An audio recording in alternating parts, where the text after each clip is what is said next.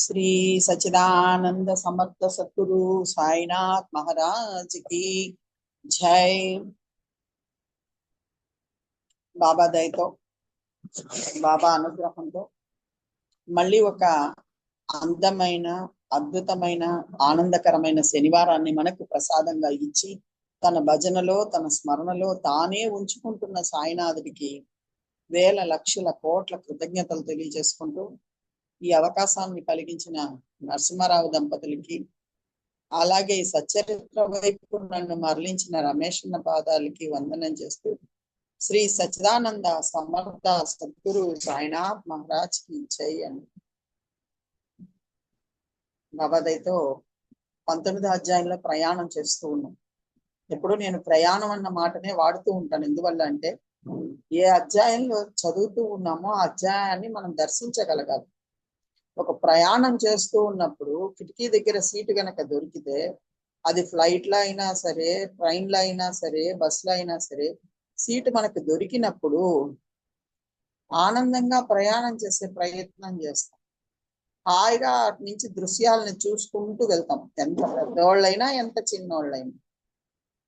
అలాగే సచ్చరిత్రను కూడా దర్శిస్తూ వెళ్ళాలి, దర్శించుకుంటూ ప్రయాణం చేసుకుంటూ ముందుకు వెళ్ళాలి. కానీ చదువుతూ వెళ్ళడము, లేకపోతే అలా ఏదో రోజు చెప్పమన్నారు కదా, రోజు ఒక అధ్యాయం చదివితే మంచిదన్నారు కదా అని స్పీడ్గా చదవడమో చెయ్యకూడదు. కాబట్టే నేను ప్రయాణం అన్న పదాన్ని ఎక్కువగా వాడుతూ పరాయణత్వం చెందిపోవాలి, అందులో మన మనసులు ఇమిడిపోవాలి.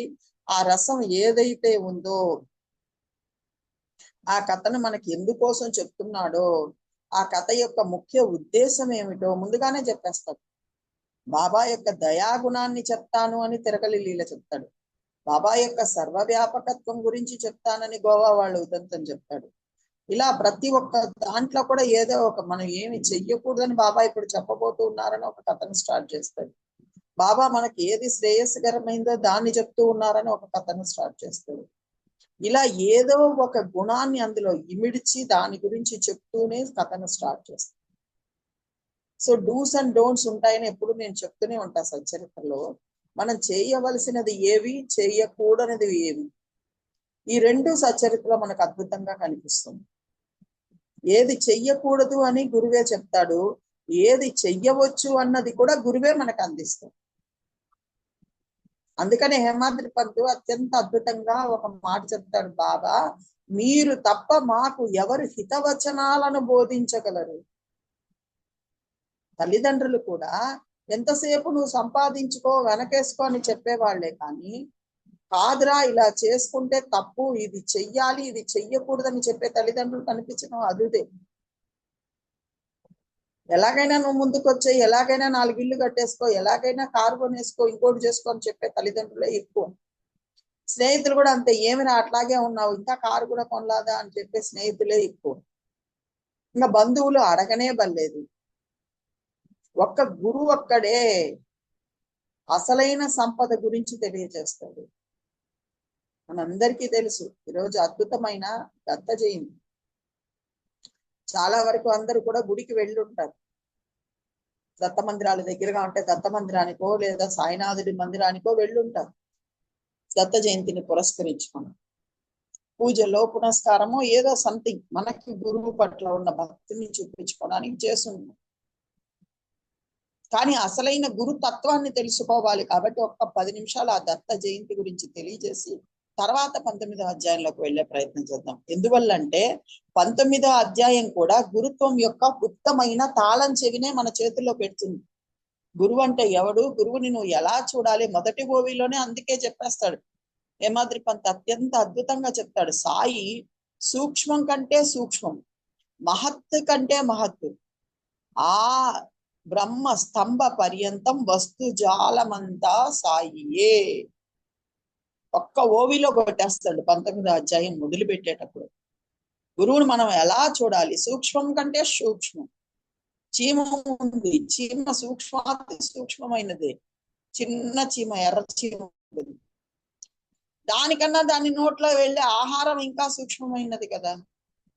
దానికన్నా సూక్ష్మమైన ఇంకా చిన్న చిన్న జంతువులు ఎన్నో ఉన్నాయి కదా. ఇలా సాయి సూక్ష్మం కన్నా సూక్ష్మము, మహత్తు కన్నా మహత్తు. ఆ బ్రహ్మస్తంభ పర్యంతం వస్తు జాలమంతా, మనం చూస్తున్న వస్తు జాలం అంతా కూడా సాయే, సాయి తప్ప ఇంకొకటి కాదు అన్న దాంతో ఈ అధ్యాయాన్ని మొదలు పెడతాం. సో అటువంటిది ఈ రోజు మనందరికీ తెలుసు. మనందరం చాలా ఎప్పుడూ చేసుకునేటువంటి దత్త జయంతి ఈ రోజు. ఆ దత్త జయంతి సందర్భంగా అసలు దత్త అన్న పదం ఎందుకు వచ్చింది అన్న విషయం మాకు సత్సంగాల్లో రమేష్ అన్న నేర్పించిన విషయాన్ని మీ ముందు ఉంచే ప్రయత్నం చేస్తున్నాను. ఎందుకంటే అంతఃపూర్వం నాకు తెలియదు కాబట్టి. సో దత్తుడు అంటే ఏమిటి? మనందరం దత్తా దత్తా అని చెప్పుకుంటూనే ఉన్నాం. దత్తుడు అంటే మన కొరకు గురువు దత్తు వచ్చాడు మనందరికీ కూడా. అలాగే గురువు మనందరినీ కూడా దత్తు తీసుకున్నాడు. మీరు బాగా గమనిస్తే ఆషాఢ శుద్ధ పౌర్ణమి గురు పౌర్ణమి, అట్లాగే మార్గశిర శుద్ధ పౌర్ణమి దత్త జయంతి. అది వ్యాస పౌర్ణమి అయితే ఇది దత్త జయంతి. గురువులందరూ కూడా పౌర్ణమినే ఎంచుకున్నారండి. బాగా మీరు గమనించినట్టయితే తెలుస్తుంది. గురువులందరూ కూడా పౌర్ణమినే ఎంచుకున్నారు. ఎందుకు ఎంచుకున్నారు? పౌర్ణమి రోజున ఎందుకు ఎంచుకున్నారు?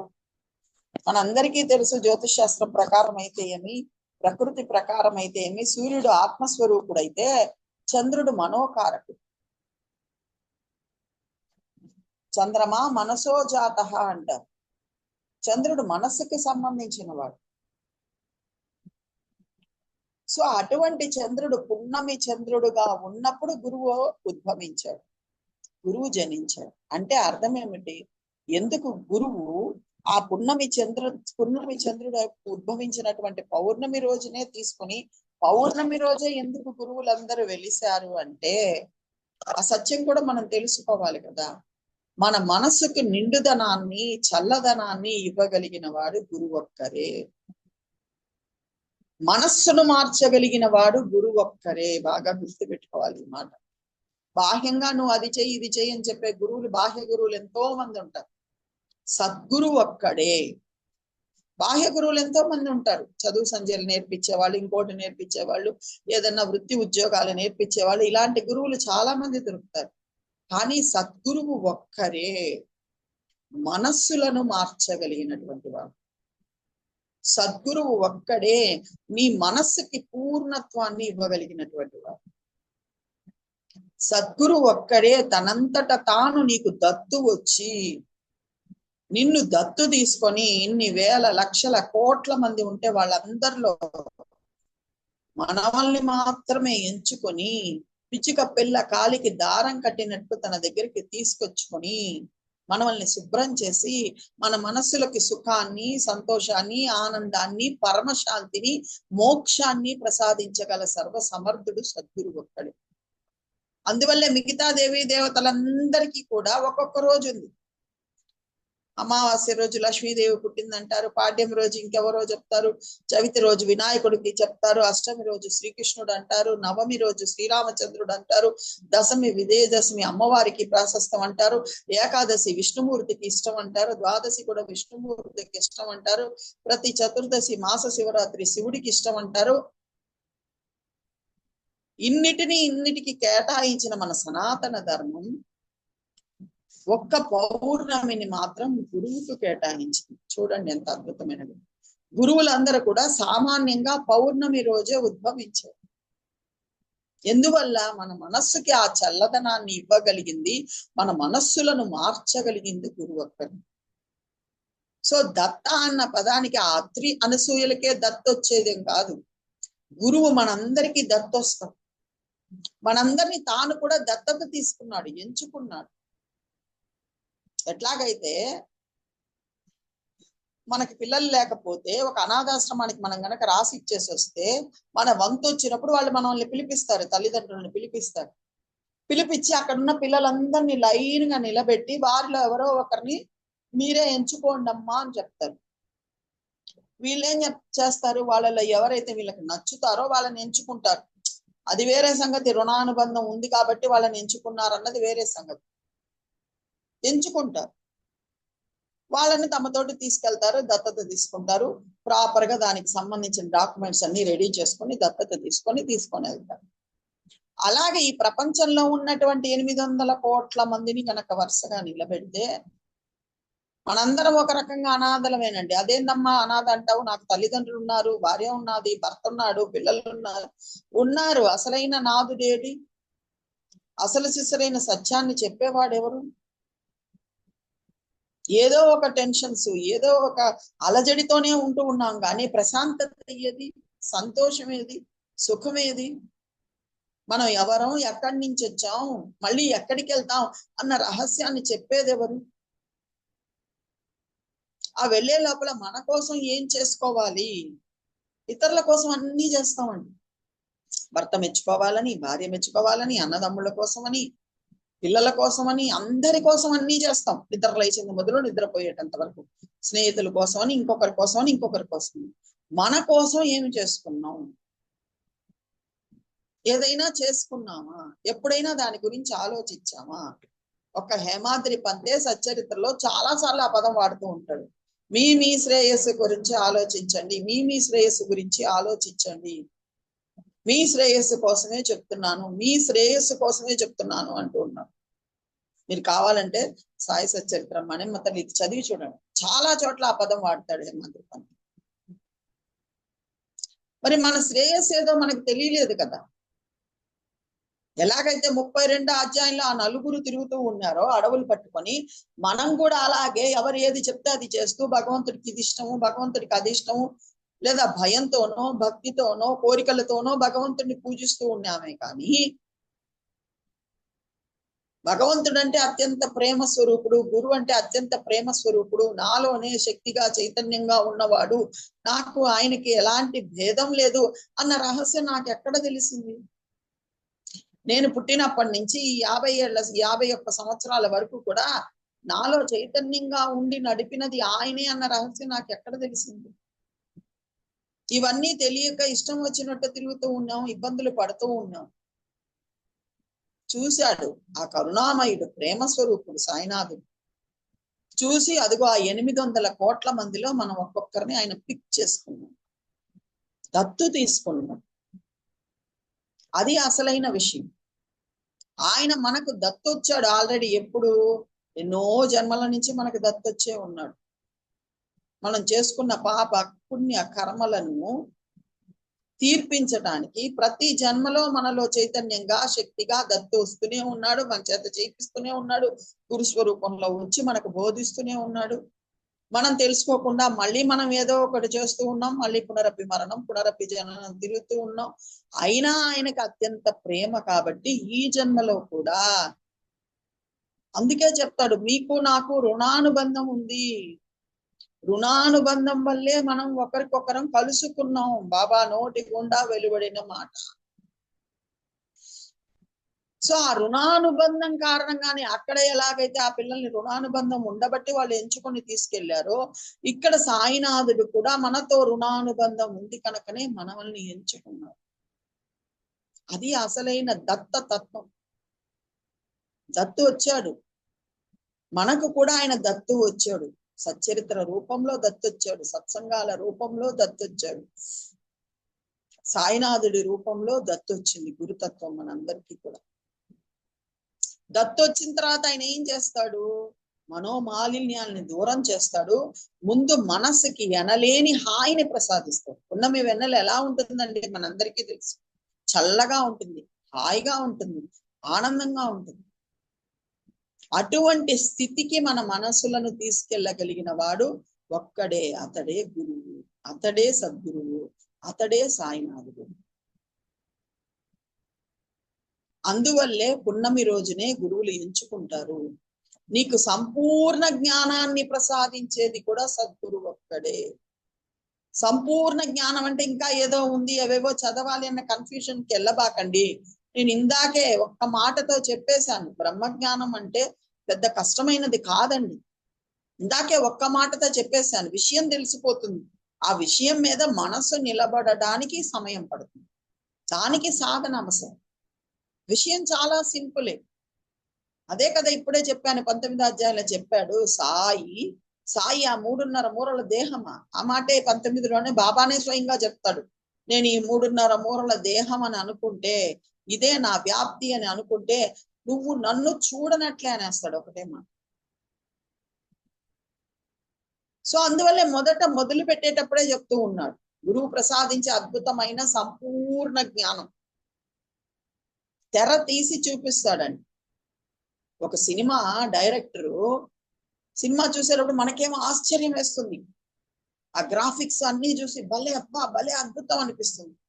డైరెక్టర్ దగ్గరికి వెళ్ళి కూర్చొని అడిగామనుకోండి, ఈ సీన్ ఎలా చేశారు, ఈ సీన్ ఎలా చేశారంటే, అదేం లేదండి సింపుల్ అండి అంతా గ్రాఫిక్స్ లో చేసామని, ఆ గ్రాఫిక్స్ ఎలా చేశారన్న దాన్ని ఎలా అరటి పండు ఒలిచి పెట్టి చూపించేస్తాడో, నా మనసులో ఇది ఉండింది, ఇది ఆ యాక్టర్లకు చెప్పి చేయించాను, ఇలా చేశాను అని ఎలాగైతే చెప్పేస్తాడో, అలా సాయినాథుడు కూడా మనందరినీ పక్కన కూర్చోపెట్టుకొని ఈ విశ్వం యొక్క తెరని అలా తీసి చూపిస్తున్నాడు. నువ్వు ఇన్ని రోజులు ఇది ఎక్స్ అని, ఇది వై అని, ఇది జెడ్ అని చూసావు, ఇది పనికొచ్చేది, ఇది పనికిరానిది, ఇది నచ్చింది, ఇది నచ్చంది, ఇది కావాల్సింది, ఇది వద్దనిసింది, ఇలా ద్వంద్వాలతో చూసావు. ద్వంద్వము లేదు, ఉన్నదంతా ఒక్కటే, అది నేనే, అది సాయే, ఉన్నదంతా ఒక్కటే, అది సాయినాథుడు. అదే ఇక్కడ మొదటి ఓవిలో హేమాద్రి పంత్ చెప్పాడు, సాయి సూక్ష్మం కంటే సూక్ష్మం. నువ్వు ఎంత సన్న వస్తువు ఎత్తుకుంటావో, ఒక్క సెల్ అమీబా అంటారు, ఒక్క కణంతో ఉంటుంది అది. ఆ అమీబాలో ఉన్న ఒక్క కణం, అది కదలడానికి కావలసిన చైతన్యం, అది సాయి. అదే కదా 10వ అధ్యాయంలో చెప్తాడు అత్యంత అద్భుతంగా. ఆ మాట అనిన తర్వాత ఆ విన్న పాపం పోవటానికి సాయినామం చెప్పుకుంటానంటాడు. విన్న పాపం, చెప్పిన పాపం పోవటానికి సాయినామాన్ని చెప్పుకుందాము అంటాడు హేమాద్రి పంత్. బాబానే స్వయంగా చెప్తాడు 10వ అధ్యాయులు తాను ఎవరు అన్న రహస్యాన్ని. నేను మీ దాసాను దాసుని. అందుకే మీకు ఇందాక నుంచి చెప్తున్నాను, దత్తొచ్చాడు, ఆయన దత్తొచ్చాడు. మన ఇంట్లో దాసులు ఎవరైనా ఉన్నా వాళ్ళకు కూడా ఊడిగం చేసే దాసుడు ఆయన. నేను మీ దాసాను దాసుని, మీ అనుగ్రహం వల్ల మీ పాదాల చెంతకు. అసలు ఏందండి ఆయన చెప్పడం, మనం ఆయన్ని అనుగ్రహించడం ఏందండి. ఆయన మనల్ని అనుగ్రహిస్తే మనం ఆయన దగ్గరికి రాగలిగాం. కానీ ఎంత వినయంగా చెప్పుకుంటున్నాడో, ఎంత ప్రేమగా చెప్పుకుంటున్నాడో, ఒరే జన్మను వృధా చేసుకోబాక నాయన, మళ్ళీ ఇదే వస్తుందంటే నీకు తెలియదు అని ఎంత ఎంత ప్రేమతో చెప్తున్నాడో, ఎంత వినయంతో చెప్తున్నాడో. నేను మీ దాసాను దాసుని. మనం ఇంట్లో ఉండే ముగ్గురికో నలుగురికో చేసేసి అబ్బా సోపాలు పడిపోతాం. ఆయన ఏం చెప్తున్నాడు, 84 లక్షల జీవరాశులు, అవి ఎన్ని కోట్లు ఉన్నాయో అన్ని కోట్లకి నేను ఊడిగం చేస్తున్నాను దాసాను దాసునిగా. మీ అందరికీ నేను సేవ చేస్తూ ఉన్నాను. ఆలోచించి చూడండి, ఎంత నిద్ర రాని వాళ్ళైనా ఒక రోజులో అట్లీస్ట్ మినిమం 1 or 2 hours నిద్రపోతారు. ఆ 1 or 2 hours నిద్రపోతున్నప్పుడు కూడా నీ లోపల ఉన్న అవయవాలు, నీ శ్వాస ప్రక్రియ అన్ని ఆగకుండా జరిగేటట్టు ప్రతి నిత్యం నీ లోపల ఉండి పని చేస్తూ ఉన్నాడా లేదా? నిర్విరామంగా, నిరంతరంగా. ఆలోచించి చూడండి, సాయి అంటే ఎవరు? ఎందుకు ఆ మాట అన్నాడు? నీ దాసాను దాసుని అన్న పదం ఎందుకు వాడ? మనకన్నా ఒక క్షణం తీరికుంటుందేమో, మనకన్నా ఒక క్షణం విశ్రాంతి ఉంటుందేమో. అబ్బా పొద్దున్న లేసి చేసేసి అలసిపోయానని పడుకుంటామేమో. ఆయన పడుకుంటే, ఆయన ఇందులో నుంచి అలా వెళ్ళిపోతే అంతే, అరగంట కల్లా దీన్ని తీసి పడేస్తారు. నీ రుణాలు ఎంతవరకు ఉన్నాయో, నువ్వు ఎన్ని పనులు చెయ్యాలో, ఎవరెవరికి ఏ విధమైన రుణాలు తీర్చుకోవాలో, నీ రుణాలు, నీ శత్రుత్వం, నీ పగ, ఇంకొకటి అన్నిటినీ నువ్వు తీర్పించుకోవడానికి నువ్వు తినాలని కోరుకునిందో, తాగాలని కోరుకునిందో. బెల్లం తినాలని కోరుకునిందండి ఒక భక్తుడికి. అతడు చేసుకున్న పాప పుణ్య కర్మల వల్ల నెక్స్ట్ జన్మ దున్నపోతు జన్మ వచ్చేసింది. చూడండి ఎలా ఉంటుంది. బెల్లం తినాలి, తీపి వస్తువు తినాలన్న కోరిక ఉంది, కానీ అతడు చేసుకున్న పాప పుణ్య కర్మల వల్ల దున్నపోతు జన్మ వచ్చేసింది అతను. అయినా బాబా వదిలిపెట్ల. అతనిలోనూ చైతన్యంగా, శక్తిగా ఉంటూ అతని కర్మలను తీర్పింపజేస్తూనే అతని కోరిక తీర్చాలి. కాబట్టి ఆ కోరిక తీరకుండా చనిపోతే మళ్ళీ మళ్ళీ జన్మలు వస్తాయి. కాబట్టి జోగు భార్యను పిలుస్తాడు. జోగు భార్యను పిలుస్తాడు. పిలిచి, అమ్మ ఈ రోజు బాగా నెయ్యి దండిగా వేసి బెల్లం వేసి పోలీలు చెయ్యమ్మా, చేసిన తర్వాత నీ వాకిటి ముందర పెట్టేయమ్మా అంటాడు. ఆవిడికి సందేహం వస్తుంది, బాబా ఏ వాకిటి దగ్గర పెట్టాలి, ముందు వాకిటి దగ్గర పెట్టాలా వెనక వాకిలి దగ్గర పెట్టాలా అని అడుగుతుంది. అంతే తప్ప వాకిట్లో ఏంది బాబా పెట్టేది, నెయ్యేసి పోలీలు చేసి ఏంది బాబా వాకిట్లో పెట్టమంటే అవన్నీ ప్రశ్నించలేదండి వాళ్ళు అజ్ఞానంగా. బాబా చెప్పాడు అంటే దాని వెనక ఏదో ఒక కార్యం ఉంటుంది అన్నది ఆనాటి భక్తులందరికీ అనుభవం. సో ఏం చేసింది ఆ తల్లి కూడా, పోలీలు బాగా చేసి దండిగా చేసి బాగా నెయ్యి పోసి చేసి ఒక అరిటాకులో పెట్టి తీసుకెళ్లి వెనక తట్టు ఇంటి ముందర పెట్టేసింది తలుపు దగ్గర. ఆ వైపుగా ఒక దున్నపోతు వచ్చింది. బాగా ఇష్టంగా ఆ పోలీలను, ఎప్పుడు కూడా పోలీలు కానీ స్వీట్ కానీ చేస్తూ ఉంటే వాసన అదిరిపోతూ ఉంటుందండి. ఆ వాసన పీల్చుకుంటూ అక్కడికి వచ్చింది. వచ్చి ఇష్టంగా ఆ పోలీలను తినేసింది. తినిన వెంటనే పడిపోయి చనిపోయింది. ఆ తల్లికి భయం వేసింది. ఎవరైనా చూస్తే ఏమనుకుంటారు, పోలీలు తిని చనిపోయిందంటే. పరిగెత్తింది బాబా దగ్గర. బాబా ఏంది బాబా ఇది, నువ్వే కదా పోలీలు చేసి పెట్టమన్నావు, నేను పెట్టాను అది చనిపోయింది, ఏంది బాబా. ఏం లేదులేమ్మా, వాడి చివరి కోరిక తీర్చాను, మీ మీదకి ఏమి రాదు, భయపడబాకు అని చెప్పి పంపిస్తుంది. చూడండి, నేను మీ దాసుని, మీ అనుగ్రహం వల్ల మీ పాదాల చెంతకు వచ్చాను. నేను మీ మలంలో క్రిమిని, అందువల్ల ఈ సృష్టిలో ధన్యుడు. సో మనం తిన్న ఆహారం ద్వారా లోపల అహం వైశ్వానరో భూత్వా ప్రాణినాం దేహమాశ్రయే ప్రాణ అపాన సమాయుక్తం పచామ్యన్నం చతుర్విధం అని ఏదైతే శ్రీకృష్ణుడు భగవద్గీతలో చెప్పాడో, అలా మనలో ఉన్నటువంటి ఆహారాన్ని పచనం చేసి దాన్ని మాంసము కొవ్వు మజ్జ మలము మూత్రము శ్లేష్మము వీర్యము ఇలా సప్త ధాతువులుగా ఎముకలు ఇలా మారుస్తూ అందులో తయారైన మలంలో ఒక క్రిమి తయారవుతుంది, అందులోనే పుడుతుంది. ఆ క్రిమి కదలటానికి కావలసిన చైతన్యంగా ఉన్నది కూడా సాయి. అది సాయి సూక్ష్మం కంటే సూక్ష్మం, మహత్తు కంటే మహత్తు. గ్రహాలు ఎత్తుకుంటావో, నక్షత్రాలు ఎత్తుకుంటావో, సూర్య చంద్రాదులు ఎత్తుకుంటావో, పాలపుంతలు ఎత్తుకుంటావో, ఇంత అద్భుతమైన బ్రహ్మాండాన్ని ఎత్తుకుంటావో, ఆ మహత్తు కన్నా కూడా మహత్తు కలిగిన వాడు సాయి. ఆ బ్రహ్మ స్తంభ పర్యంతం వస్తు జాలమంతా సాయి. జాలం ఇది అద్భుతమైన వల, నిన్ను పడేస్తుంది. నువ్వు గుర్తుపెట్టుకోవాలి, ఇదంతా సాయి, సాయి సాయి తప్ప ఇంకొకటి లేదు అన్న కన్ఫర్మేషన్కి రావాలి. అదే సచరిత్ర యొక్క అద్భుతమైన సారం, అద్భుతమైన సాయం సారం.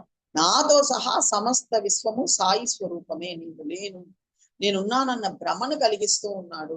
ఆ భ్రమ తొలగిపోతే బ్రహ్మ సత్యం అన్నది మనందరికీ తెలుసు. ఈ అద్భుతమైన బ్రహ్మ జ్ఞానాన్ని మన చేతిలో పెట్టేవాడు గురువు ఒక్కడే. ఈ విశ్వం యొక్క రహస్యాన్ని తెర తీసి చూపించేవాడు గురువు ఒక్కడే. దీని వెనక జరుగుతున్న ప్రతి ప్రక్రియని మనకు అర్థమయ్యేటట్టు చేసేవాడు గురువు ఒక్కరే. 13వ అధ్యాయంలో వస్తుంది కదా, అద్భుతమైన ఓవి ఒకటి వస్తుంది, చాలా విలువ కలిగిన ఓవి. కాల చక్ర రచన విధానంలో కూడా దైవం యొక్క ఉద్దేశమే కనిపిస్తుంది. అందువలన అన్యదా భావించి వ్యర్థమైన గొప్పతనాన్ని ఆపాదించుకోకూడదు. ఏది జరుగుతున్నా దాని వెనక నీకు దైవం యొక్క ఉద్దేశమే కనపడాలి. ఆయన ఆజ్ఞ లేనిదే ఆకే కదలదు, సాయియే చెప్పుకున్నమాట. మరి అవన్నీ ఎలా జరుగుతాయి? జరగవు. మరి ఇవన్నీ ఎందుకు ఇలా జరుగుతున్నాయి అందామా? 19లో బాబానే చెప్తాడు, ఇదంతా అల్లామియా లీల. ఆయన అల్లా మీద వేసుకున్నాడు. మనమేం చెప్పుకోవాలి? ఇదంతా సాయి సమర్థుని లీల. భావికులైన భక్తులు, ప్రేక్షకులు మనం ఏం చేయలేము. దేన్నైనా మనం వెళ్ళి మార్చగలమా? ఏదో 2 దేశాలు యుద్ధం చేస్తున్నాయి, దాని గురించి నేను గంట సేపు ఇక్కడ కాబట్టి కూర్చొని మీతో మాట్లాడగలను. వెళ్ళి వాళ్ళిద్దరికి సంధి చేసి ఆ యుద్ధం జరగకుండా ఆపగలనా? లేదు. ఒకవేళ చెయ్యగలిగితే ప్రార్థన చేయగలం, తండ్రి అని ఆయన్ని ప్రార్థన చేయగలం. అదే 19లో కూడా బాబా చెప్తాడు, మీకు అర్థం కావట్లేదు విషయము, మీరు చూసి ఇది వేరు ఇది వేరు ఇది వేరు ఇది వేరు అనుకుంటున్నారు. అంతా సముద్రంలో ఉన్నదే మొత్తము. మహాసముద్రం ఒకటి ఉంది, దాంట్లో గాలికి తోడే ఒక అల లేచింది. అలలో బుడగలు, నురుగు, సుడిగుండాలు, రాక్షసాలు అన్నీ ఉంటాయి. అన్ని కలిపి ఒకే నీరే. అన్నిటికి ఆధారభూతమైనది ఒకే నీరు. గాలి తగ్గగానే మళ్ళీ అన్ని ఒకే స్థితికి వచ్చేస్తాయి. గాలి వల్లే సుడిగుండాలు ఏర్పడతాయి, గాలి వల్లే రాక్షసాలు ఏర్పడతాయి, గాలి వల్లే తుఫాన్ ఏర్పడుతుంది. గాలి తగ్గగానే మళ్ళీ సముద్రపు నీరు కానీ అన్ని మారిపోతాయి. మనమందరం కూడా గాలి వల్లే బ్రతుకుతున్నాం. అందులో నుంచి ఆ గాలి ప్రాణవాయువు వెళ్ళిపోయిందా, ఇది దేనికి పనికి రాకుండా పడిపోతుంది. మరి ఇక్కడ ఇలా ఎందుకు, అక్కడ అలా ఎందుకు అని ప్రశ్నించే హక్కు మనకు లేదు. ఎందువల్ల ఇదంతా అద్భుతమైన విశ్వరచన. దాన్ని చూసి ఆనందించాలి, అబ్బురపడాలి, ఆశ్చర్యపోవాలి. 8వ అధ్యాయంలో అదే కదా చెప్తాను బాబా. సో ఇలా విశ్వం యొక్క రహస్యాన్ని తెర తీసి చూపించేవాడు సద్గురు ఒక్కడే. తద్వారా సంపూర్ణ జ్ఞానాన్ని, పౌర్ణమి చంద్రుడు చూడండి నిండుగా ఉంటాడు. ఇంకా ఏది తెలుసుకుంటే మనకు తెలుసుకోవలసినది ఏది మిగలదో అటువంటి సంపూర్ణ జ్ఞానాన్ని మనందరికీ కరతలామలకం చేసేస్తాడు బాబా, హస్తగతం చేసేస్తాడు బాబా. మన చేతిలో పెట్టేస్తాడు. విషయం ఇది, పట్టుకున్నావా నా దగ్గరికి వచ్చేస్తావు, వదిలేసావా ఇక్కడే తిరుగుతుంది. ఒక బావిలో పడిపోయామండి తెలియకుండా, పైనుంచి ఒకరు తాడేస్తున్నారు. ఆ తాడు గట్టిగా పట్టుకున్నామంటే అక్కడ 2-3 కలిసి నన్ను లాగి పైకి లేపేస్తారు. తాడు ఒక తట్టు నాకు కనిపిస్తున్నా ఉన్నా కానీ నేను ఆ తాడు పట్టి ఎక్కకుండా ఉన్నానంటే ఆ బావిలోనే తిరుగుతూ ఉండాల్సింది.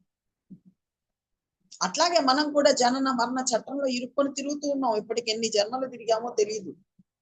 గురువు వచ్చాడు, ఇది విషయం అని అందిస్తున్నాడు. నువ్వు లేవురా, ఉన్నదంతా నేనే, ఈ దృష్టితో చూడు అంటూ ఉన్నాడు. దానికి ప్రయత్నం చెయ్యి అంటూ ఉన్నాడు. అవేవి చెయ్యను బాబా, నేను ఇదే నాకు బాగుందని తిరుగుతూ ఉంటే వదిలేస్తాడు. చెప్పాడు కదా, ఒకసారి చెప్తాం, 2 సార్లు చెప్తాం. కన్న బిడ్డలైనా సరే వదిలేస్తామని, ఇంకో చోట కన్న బిడ్డలైనా సరే 2గా చీరేస్తామని 2 మాటలు చెప్పాడు. మరీ నువ్వు మితిమీరిపోతే 2గా చీరేస్తాడు ఆయన. ఎంత మెత్తగా చెప్తాడో బాబా అంత కఠినంగా కూడా చెప్తాడు. కానీ సామాన్యంగా సాయినాథుడిది ప్రేమ గల హృదయం, మృదువైన హృదయం. యమాద్రి పంతే చెప్తాడు అసలు ఆయన యొక్క ప్రేమ ఎంత గొప్పది, ఆయన యొక్క శాంతి ఎంత గొప్పది, ఆయన యొక్క దయ ఎంత గొప్పది, ఆయన యొక్క కరుణ. అలా ప్రేమగా ముసలమ్మకి తన గురుత్వం యొక్క గుప్తమైన తాళం చెవిని బాబా ఎలా అందించారు, ఏ విధంగా అందించారు 19వ అధ్యాయంలో ఉన్నాం. దత్త జయంతి రోజు గురుత్వం యొక్క గుప్తమైన తాళం చెవి గురించి మనమందరం కూడా తెలుసుకోబోతూ ఉన్నాం. ఆయన ఏ విధంగా అందించాడు, బాబా ఆ స్త్రీతో ఏ విధంగా మాట్లాడారు, మనం ఎలా చదవాలి సచ్చరిత్రని, ఏ విధంగా గ్రహించాలి. ఎందుకండి రాసుకుంటూ వెళ్ళిపోవచ్చు కదా హేమాద్రి పంతు. ఎందుకు ఒక చోట ఆశ్చర్యార్థకం పెడతాడు, ఎందుకు ఒక చోట ప్రశ్నార్థకం పెడతాడు, ఎందుకు ఒక చోట ఫుల్ స్టాప్ పెడతాడు, ఎందుకు ఒక చోట కమా పెడతాడు. అవసరం లేదుగా, రాసుకుంటూ వెళ్ళిపోవచ్చుగా. ఎందుకు ఒక చోట వినండి అని చెప్పి అపాస్ట్రఫీతో స్టార్ట్ చేస్తాడు. అంటే ఆయన మాటలుగానే మనం వినాలి కదా. సో ఎలా చదివితే సచ్చరిత్రతో మమేకమైపోతుంది. ఇంకా చుట్టూ ఏం జరుగుతుందో కూడా మనకు తెలియకూడదండి, అంత ఏకాగ్రత. అందుకే నేను ఎప్పుడు సినిమా ఉదాహరణ మీకు చెప్తూ ఉంటా. 3 గంటలు సినిమా థియేటర్లో కూర్చుంటే ఇంటర్వెల్ బ్లాక్ వచ్చేదాకా కూడా చుట్టూ ఎవరు వస్తున్నారని కూడా మనకు తెలియకుండా ఎంత ఏకాగ్రతతో ఫోకస్ చేసి ఆ సినిమాను చూస్తామో దానివల్ల ప్రయోజనం మళ్ళీ ఏమీ లేదు. ఇంకా కావాలంటే కోరికలు పెరుగుతాయి, అలాంటి కారు ఉంటే బాగున్నాయి, ఇలాంటి ఇల్లు ఉంటే బాగున్నాయి అని. దానివల్ల వచ్చేది మనకు నష్టమే కానీ లాభం ఎంత మాత్రం లేదు, కాలక్షేపం తప్ప. సచ్చరిత్రలో మునిగితే, సచ్చరిత్ర లీలలో మునిగితే, అందులో ఉన్న తత్వంలో మునిగితే, దాన్ని అంత రసవత్రంగా చదవగలిగితే తద్వారా మనస్సు శాంతిస్తుంది, మనసు ఆనందాన్ని అనుభవిస్తుంది. ఆ బోధ నన్నే కూర్చోబెట్టుకొని, అది ఏ పాత్ర అయినా, ఏ పాత్రకి బాబా చెప్తూ ఉన్నా ఆ పాత్రగా మనం మారిపోవాలండి. అది నాకే చెప్తున్నాడు, నా ఈ దుర్గుణాన్ని పోంగొట్టుకోమంటున్నాడు, నన్ను ఈ విధంగా ప్రవర్తించమంటున్నాడు, ఇది చెయ్యమంటున్నాడు, ఇది చెయ్యవద్దంటున్నాడు అని నాకు తీసుకున్నప్పుడే. మొన్న కూడా గీతా జయంతి వెళ్ళిపోయింది. ఆ రోజు అందరూ భగవద్గీతను చదవడంలో మునిగిపోయి ఉంటారు. వాళ్ళ గీతా జయంతి చదవాలి చదవాలి చదివితే ఏమొస్తుందండి? ఆ గీత చదివి నా గీత మార్చుకోవాలి నేను. అందులో శ్రీకృష్ణుడు నాకేదో చెప్తూ ఉన్నాడు, దాన్ని తెలుసుకోవాలి. శ్రీకృష్ణుడు చెప్పినటువంటి కర్మ మార్గంలో నడవాలి, శ్రీకృష్ణుడు చెప్పినటువంటి భక్తి మార్గంలో నడవాలి, జ్ఞాన మార్గంలో నడవాలి అని అనుకున్న వాడికి ఒక్కరికే ఆ గీత ప్రయోజనాన్ని ఇస్తుంది. అది జీవన గీత, నీ జీవితాన్ని మార్చే గీత. సాక్షాత్ భగవంతుడే నీకు ఉపదేశించిన అద్భుతమైన గీత. అది ఎంత ప్రాముఖ్యత కలిగిందో ఈ సాయి గీత కూడా ఇప్పుడు దేశ కాలమాన పరిస్థితులకు తగినట్టుగా. గురుచరిత్ర మీలో చాలా మంది చదివి ఉంటారు. ఆ గురు చరిత్రలో ఉన్న భక్తులకు ఉన్నంత నిష్ట మనకు లేదు. మణిమ్మ తల్లి చెప్తుంది ఎంతో అద్భుతంగా, కుదురుగా కూర్చొని కూడైనా తినడానికి సమయం లేదే, మనం ఎక్కడ అష్టాంగ యోగాలు చేస్తాము, మనం ఎక్కడ ధ్యాన ధారణలు చేస్తాము, మనం ఎక్కడ తపస్సులు చేస్తాము, మనకు సాధ్యపడే పనులేనా అవన్నీ? అందువల్లే ఇప్పుడు దేశ కాలమాన పరిస్థితులకు తగినట్టుగా మనం చెయ్యగలిగిన సులభమైన సాధన, అసలైన సాధన, నీ మనస్సును మార్చుకునే సాధన, మనస్సును భగవంతుడితో లింకప్ చేసే సాధన, తద్వారా అపరిమితమైన శాంతిని అనుభవించే సాధన. మనమందరం ఇంకొక అద్భుతమైన మాట గుర్తుపెట్టుకోవాలండి. చాలా మంది మనం చిన్నప్పటి నుంచి ఉంటూ ఉంటాం, మోక్షం మోక్షం మోక్షం. మోక్షానికి అసలైన అర్థం ఏమిటో సచ్చరిత్ర మనకు చెప్తుందండి. అద్భుతంగా చెప్తుంది మోక్షానికి అసలైన అర్థం. మోక్షం అంటే ఏమీ లేదు, నీలో ఉన్న మోహాలన్నీ క్షయమైపోవడం అంటుంది. మోక్షం అంటే ఏమీ లేదు, ఆనంద లక్షణం అంటుంది. చాలా అద్భుతంగా చెప్తుంది. ఆనంద లక్షణమైన మోక్ష ప్రాప్తి.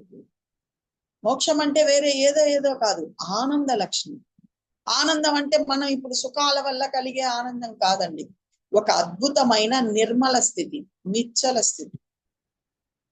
నా తండ్రి ఉన్నాడు, ఆయన చూసుకుంటాడు, పాల ముంచినా నీట ముంచినా ఆయనదే భారం, నాకు ఎటువంటి సంబంధం లేదన్న నిశ్చల స్థితిలో ఉండడమే మోక్షం.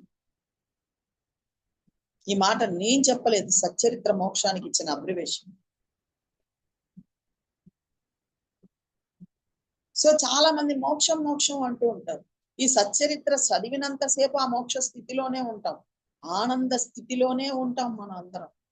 చదివిన తర్వాత దానిని మనలా మననం చేసుకొని నిధిధ్యాసన చేసుకుంటూ ఉంటే ఇంకా ఆనంద స్థితి నుంచి పక్కకు వచ్చే సమస్య ఉండదు. అటువంటి అద్భుతమైన 19వ అధ్యాయంలో ఆ ముసలమ్మతో సాయి మాట్లాడుతూ ఉన్న ఆ మాటలు ఏమిటో, ఎందువల్లంటే ఇవి చాలా అమూల్యమైనవి, చాలా అమూల్యమైనవి. ఆ మాటలు ఏమిటో, సాయినాథుడు ఆ తల్లితో ఎంత ప్రేమపూరితంగా మాట్లాడారో ఇందాకే మీకు చెప్పాను, ప్రేమ.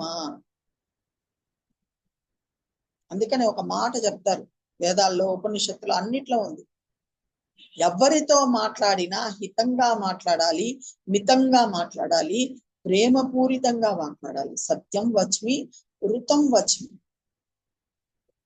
నువ్వు ఒకవేళ వాళ్ళ మీద వాళ్ళు చేసిన తప్పులు చెప్పవలసి వచ్చినా కూడా ప్రేమగా నచ్చ చెప్పాలి. సచ్చరిత్ర నేర్పిస్తుంది 19వ అధ్యాయం. వాళ్ళ మీద దయ చూపించాలి. ఆ పంది మలం తిన్న ఉదంతంలో బాబా చెప్తాడు, చాలా అద్భుతంగా చెప్తాడు హేమాద్రి పంత్ కూడా.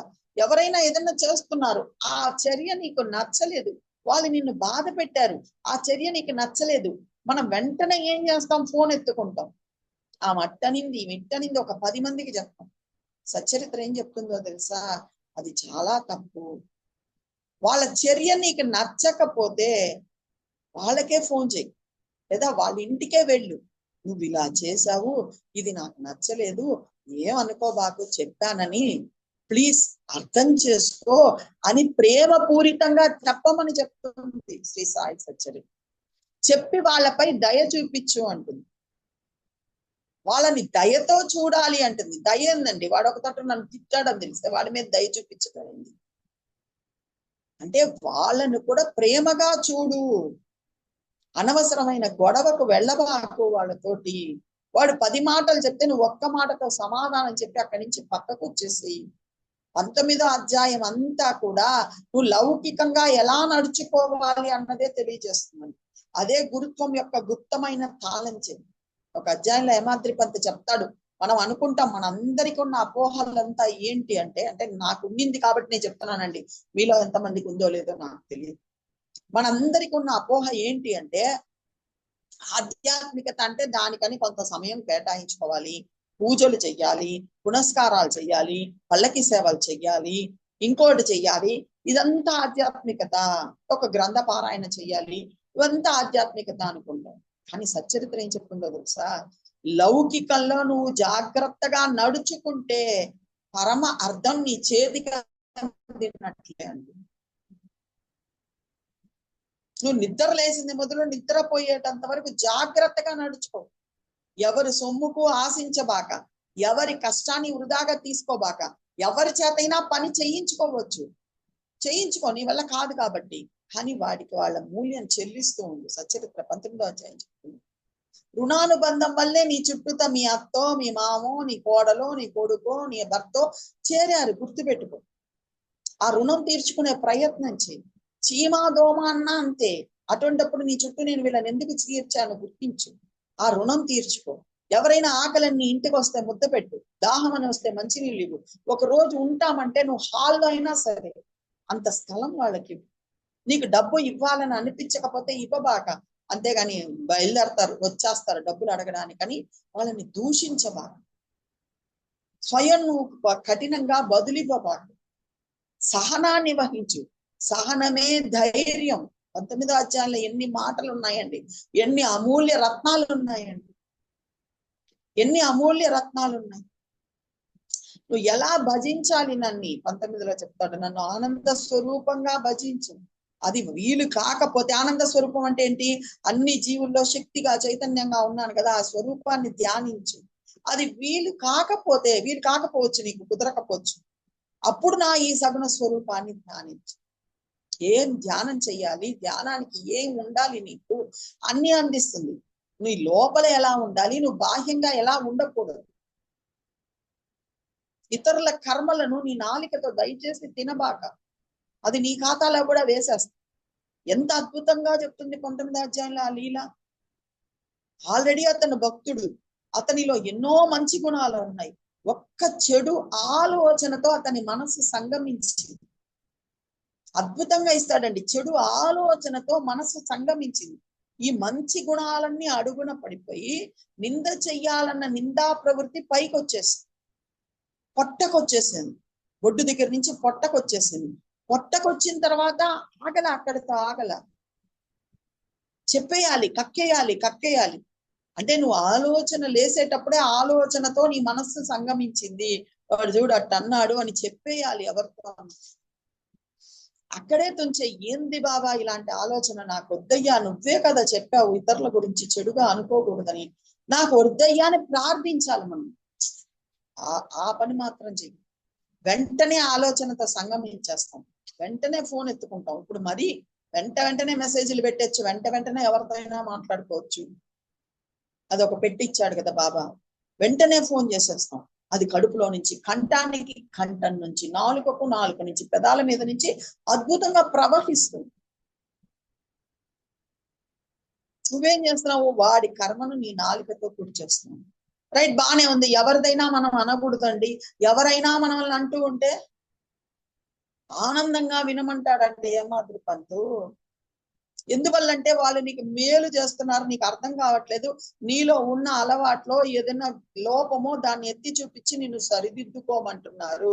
ఒకవేళ ఆ లోపమే నాలో లేదు అంటే అనవసరంగా వాళ్ళు నీ పాపాన్నంతా తమ నాలుకతో కడిగేస్తున్నారు. కొంతమంది మురికి కుంకుడుకాయలతో కడుగుతారు, కొంతమంది సర్ఫ్ నీళ్లతో కడుగుతారు, కొంతమంది మంచినీటితో కడుగుతారు. వాళ్ళు నీ పాపాన్ని తమ నాలుకతో కడిగేస్తున్నారు. ఒకవేళ వాళ్ళు చెప్పిన దానిలో సత్యం ఉంటే, ఆ అవగుణం ఏదైనా నీలో ఉంటే మార్చుకో. ఎంత రెండు ఆప్షన్స్ ఇస్తాడండి. ఏందండి సచ్చరిత్ర? ఇంతకన్నా అద్భుతంగా నీ జీవన విధానాన్ని నిర్దేశించే పుస్తకం ఇంకొకటి ఉంటుందో ఆలోచించి చూడండి. నీ జీవన విధానాన్ని నిర్దేశిస్తున్నాడు బాబా. లేదా అదిగో ఆ పంది ఎలాగా ఇతరుల మలాన్ని చప్పరిస్తూ తింటుందో రేపు నీ జన్మ కూడా అలాగే తయారవుతుందిరా, నువ్వే రాసుకుంటున్నావు నీ జన్మకి, నేనేమి చెయ్యలేను. అక్కడ ఒక మాట వాడతాడండి బాబా, చాలా బాధాకరమైన మాట. అది వచ్చినప్పుడు చెప్పుకుందాం అనుకున్నా, ఇప్పుడు ఎందుకు అనిపిస్తుంది. ఇలాంటి ఆత్మ ఘాతకునికి షిరిడి అయినా ఏం సుఖం ఇవ్వగలదు అంటాడు. ఆత్మకు ఘాతకం చేస్తున్నావు, నన్ను మోసం చేస్తున్నావు. ఇంత మంచి మాటలు నీకు కూర్చొని నేర్పిస్తూ ఉన్నా గాని మళ్ళీ నువ్వు పెడద్రోవ పడుతున్నావే, లోపల ఉండి నేను ఆ బాధను అనుభవిస్తున్నానురా. అటువంటి ఆత్మఘాతకుడికి నేను ఏం మేలు చేయగలనురా? అందువల్ల అతడు సిగ్గుతో తల ఉంచేశాడు. పొద్దున తాను చేసిన పనికి వణికిపోయాడు. సో ఇలా డూస్ అండ్ డోంట్స్, అందుకనే గురుత్వం యొక్క గుప్తమైన తాళం చెవి ఈ 19వ అధ్యాయం. నువ్వు ఇలా లౌకికంలో జాగ్రత్తగా నడుచుకున్నావంటే పరమార్థం చేతికి వచ్చినట్టే. బాబాకు నువ్వు అత్యంత ఇష్టడు అయిపోయినట్టే. బాబాకు నువ్వేం పాలకోవాలు పంపివల్ల, బాబాకు నువ్వేం చపాతీలు చేసి పెట్టవల్ల, బాబా హారతికి ఇంట్లో వాళ్ళని ఎగ్గొట్టేసి నువ్వు పరిగెత్తవల్ల. లౌకికంలో జాగ్రత్తగా నడుచుకొని మనస్సు బాబా చెప్పినట్టు వింటున్నానా లేదా అన్న దాని మీదే నీ మనస్సును గనక ఉంచగలిగితే పరమార్థం తీసుకొచ్చి నీ అరిచేతిలో పెట్టేస్తాడు. మోక్షాన్ని తీసుకొచ్చి నీ అరిచేతిలో పెట్టేస్తాడు బాబా. ఆనందాన్ని తీసుకొని వచ్చి నీ అరిచేతిలో పెట్టేస్తాడు బాబా. బాబాకి అప్పుడు నువ్వు అత్యంత ప్రియురాలి అయిపోతావు, అత్యంత ప్రియుడు అయిపోతావు. ఇది 19వ అధ్యాయం మనకు నేర్పించింది. అటువంటి 19వ అధ్యాయంలో ఆ ముసలమ్మతో బాబా ఏం మాట్లాడుతూ ఉన్నారో, ఆ తల్లిని పిలిపించుకొని ఎలా పిలిపించుకొని మాట్లాడుతున్నారో ఆ దృశ్యాన్ని దర్శించే ప్రయత్నం చేద్దాం. హాయిగా ఆనందంగా పసిబాలుల కంటే పసిబాలులుగా మారిపోయి అలనాటి షిరిడీకి వెళ్ళిపోయి చట్టాపట్టాలు వేసుకొని ఆ వీధులంతా తిరిగి అలిసిపోయి, ఎందుకంటే మన లౌకికంలో తిరిగి అలిసిపోయాం కాబట్టి అలిసిపోయి అప్పుడు అయ్యో మన కోసం సాయి కాచుకొని ఉంటాడే, సాయి రమ్మంటే వచ్చామే అని ఆ ద్వారకామాయికి పరుగులు తీస్తే కట్టడా కానిచ్చుకొని చేతులు ఇలా పెట్టుకొని ముందు కొంగి ఇంకా వచ్చారా లేదా నా పిల్లలను ఎదురు చూస్తున్న ఆ సాయినాథుని చూసి పరుగులు తీసుకుంటూ వెళ్ళి సత్వ రజో తమో గుణాలకు ఈశ్వరత్రయాలకు ప్రతీకైన ఆ 3 మెట్లలో మన కర్మలనన్నీ అక్కడ ఆడేసి ఆనందంగా అలనాడు ఆమని వెళ్ళి ఎలా ఆయన ఒళ్ళో అలా కూర్చునిందో అలా మనం అందరం ఆయన ఒళ్ళో కూర్చొని ఉంటే అప్పుడు మన సాయినాథుడు ఆ ముసలమ్మను పిలిపించుకొని ఏం చెప్పాడు, ఎలా మాట్లాడాడు, దాన్ని మనం ఎలా దర్శించాలి, ఎలా ప్రయాణం చేయాలి అన్న విషయాన్ని కూడా చూసే ప్రయత్నం చేద్దాం. బాబా ఆ స్త్రీని ప్రేమతో పిలిపించి, అందుకే ఇందాకే చెప్పా, ప్రేమతో పిలిపిస్తాంగా. మరే రమ్మను వాణ్ణి అనడం వేరే. అయ్యో అవునా, 3 రోజుల నుంచి తినలేదా, పోషమ్మ పో, ఆ తల్లిని తీసుకురాపో అనడం ప్రేమతో పిలిపించాడు. బాబా ఆ స్త్రీని ప్రేమతో పిలిపించి, అక్కడ ఆగాలి. ప్రేమతో ఎలా పిలిచుంటాడు బాబా? పిలిపించడం ప్రేమతో పిలిపించడం ఏంది? అసలే ఆ నారాయణుడు నా తల బద్దలు కొడుతున్నాడు అన్నప్పుడు తీసురాపో, ఏదో ఒక మాట చెప్తానని విసుగుతో అనాలి గాని ప్రేమతో పిలిపించడం ఏంది? ఎంత ప్రేమగా శ్యామతో చెప్పుకుంటే శ్యామ వెళ్ళి అమ్మ బాబా నిన్ను ప్రేమతో పిలుస్తున్నాడు రా అని చెప్తే ఆ ప్రేమతో పిలిచిన దానికి ఆ తల్లి పరిగెత్తుకొని వస్తే బాబా ఎదురుగా కూర్చుంటే అమ్మా నువ్వెందుకు ఇలా సత్యాగ్రహాన్ని చేస్తున్నావు, మరణించాలని ఎందుకు అనుకుంటున్నావు, సో ఎందుకు ఇలా సత్యాగ్రహం చేస్తున్నావు, మరణించాలని ఎందుకు అనుకుంటున్నావు? అక్కడ మనకి అబ్రివేషన్ ఇస్తాడు. బాబా ఎవరిని కూడా ఎలా పిలిచేవారు అని చెప్తాడు హేమాద్రి పంత్. ఆడవాళ్ళనైతే అమ్మ అను, అక్క అను పిలిచేవారు. అమ్మా నిజం చెప్పు, ఇలా ఎందుకు నీ ప్రాణానికి ముప్పు తెచ్చుకున్నావు? నేను రొట్టె ముక్కను అడుక్కునే ఫకీరును మాత్రమే, నాపై దయ చూపించు. మాట వరుసకి నిన్న అమ్మ అని అనట్లేదు, నేను నిజంగా నీ బిడ్డను. అందుకే దాని నుంచి చెప్పారు, దత్తొచ్చాడు మనందరికీ సాయినాథుడు. నేను నిజంగా నీ బిడ్డను, నీవు నా తల్లిని. పరమ సుఖాన్ని కలిగించే, అంటే ఏది తెలుసుకుంటే తెలుసుకోవాల్సినది ఉండదో అటువంటి అద్భుతమైన సుఖాన్ని కలిగించే ఒక విషయాన్ని నీకు చెబుతాను, శ్రద్ధగా విను. శ్రద్ధగా వినండి అందరూ కూడా. మా గురువు గొప్ప అవలయం, దయామయుడు. నేను వారి సేవ చేసి చేసి అలసిపోయాను, కానీ వారు నా చెవిలో ఏ మంత్రాన్ని ఉపదేశించలేదు. వారిని ఎప్పుడూ వదిలిపెట్టకూడదని నా దృఢమైన నిశ్చయం. ఎంత శ్రమపడైనా వారి నోటి నుండి మంత్రాన్ని గ్రహించాలని నా కోరిక. కానీ వారు ముందు నన్ను దోచుకున్నారు. 2 పైసలనే యాచించారు, వానిని నేను వెంటనే ఇచ్చేశాను. మనందరం కూడా బాబా దగ్గరికి పోతే 2 రూపాయలు 20 రూపాయలు ఇస్తాం, కానీ ఆయన అడిగిన 2 వేరే. మన సాయినాథుడు కూడా అడుగుతున్న 2 అదే. దాన్నే ఆయన ప్రతి గుడిలోనూ తనకి ఇటుపక్క అటుపక్క రాసుకొని ఉంటాడు. ఈ 2 నాకు ఇవ్వండి రా అంటే మనం అది తప్ప ఆయనకు అన్ని తీసుకెళ్ళి ఇస్తాం. పూలు ఇస్తాం, పండ్లు ఇస్తాం, టెంకాయలు ఇస్తాం. ఆయన అడుగుతున్న 2 పైసలు ఏందో చూడండి. 2 పైసలని యాచించాను, వాణిని నేను వెంటనే ఇచ్చేశాను. మంత్రాల కొరకు ఎంతగానో ప్రార్థించాను. మా గురువు ఏ కోరికలు లేనివారు, వారికి 2 పైసలతో ఏం పని? శిష్యులను డబ్బు అడిగే వారిని నిష్కాములను ఎలా అనగలం అని సందేహించకండి. వారికి వ్యవహారికమైన పైసలపై కోరిక లేదు, వారికి పైసల ఆలోచనే లేదు. వారికి కాంచనంతో ఏం పని? ఆ బంగారునో ఆ వెండినో వాటన్నిటిని భూమిలో నిక్షిప్తం చేసిందే ఆయన అయినప్పుడు ఆయనకి వాటితో ఏం పని అండి? ఆయనకి వజ్రాలు కిరీటం చేసిస్తామంట. ఆయన చెప్పిన శ్రద్ధా సబూరిని మాత్రం పట్టించింది. సో వారికి కాంచనంతో ఏం పని? వారు అడిగినవి 2, శ్రద్ధ మరియు సహనం. ఇదే 2 పైసలు, ఇదే 2 పైసలు, వేరే ఏవి కావు. నేను వానిని అప్పుడే ఇచ్చేశాను. దానితో గురుమాత ప్రసన్నులయ్యారు. నువ్వు ఎప్పుడు ఈ 2 ఆయనకి ఇస్తావో నీలోను అంతటా ఉన్న గురుమాత ప్రసన్నులవుతారు. అమ్మ ధైర్యమే సహనం, దీనిని ఎప్పుడూ దూరం చేసుకోకూడదు. ఎప్పుడైనా సరే ఏ కఠిన సమస్య ఎదురైనా ఇదే తీరానికి చేరుస్తుంది.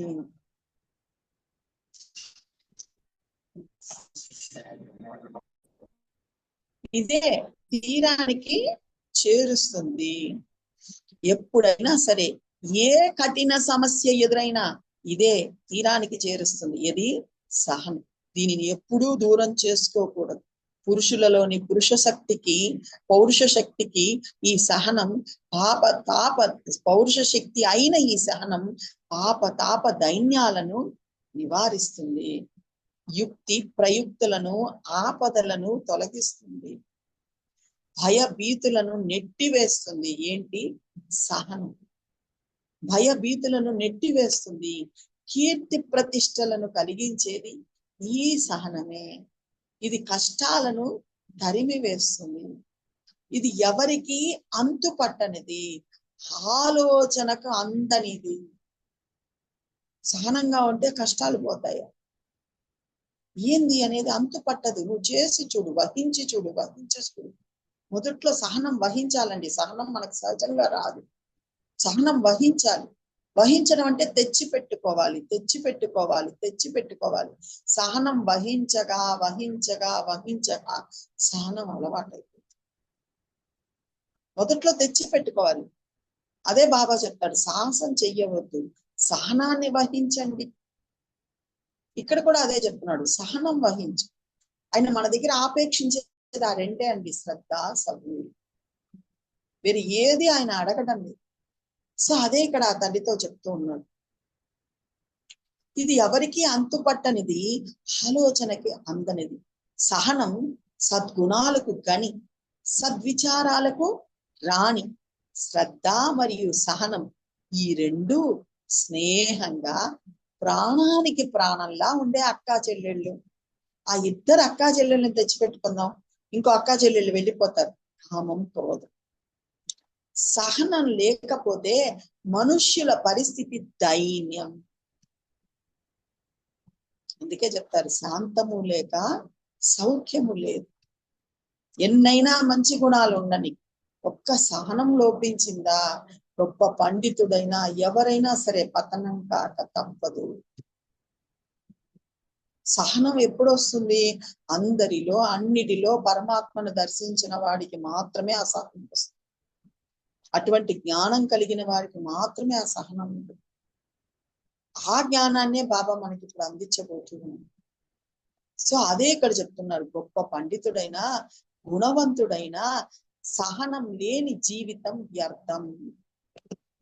గొప్ప పండితుడైనా గుణాలు ఎన్నో మంచి గుణాలు ఉండొచ్చు, ఒక్క సహనం లేదా వాడి జీవితం వ్యర్థం.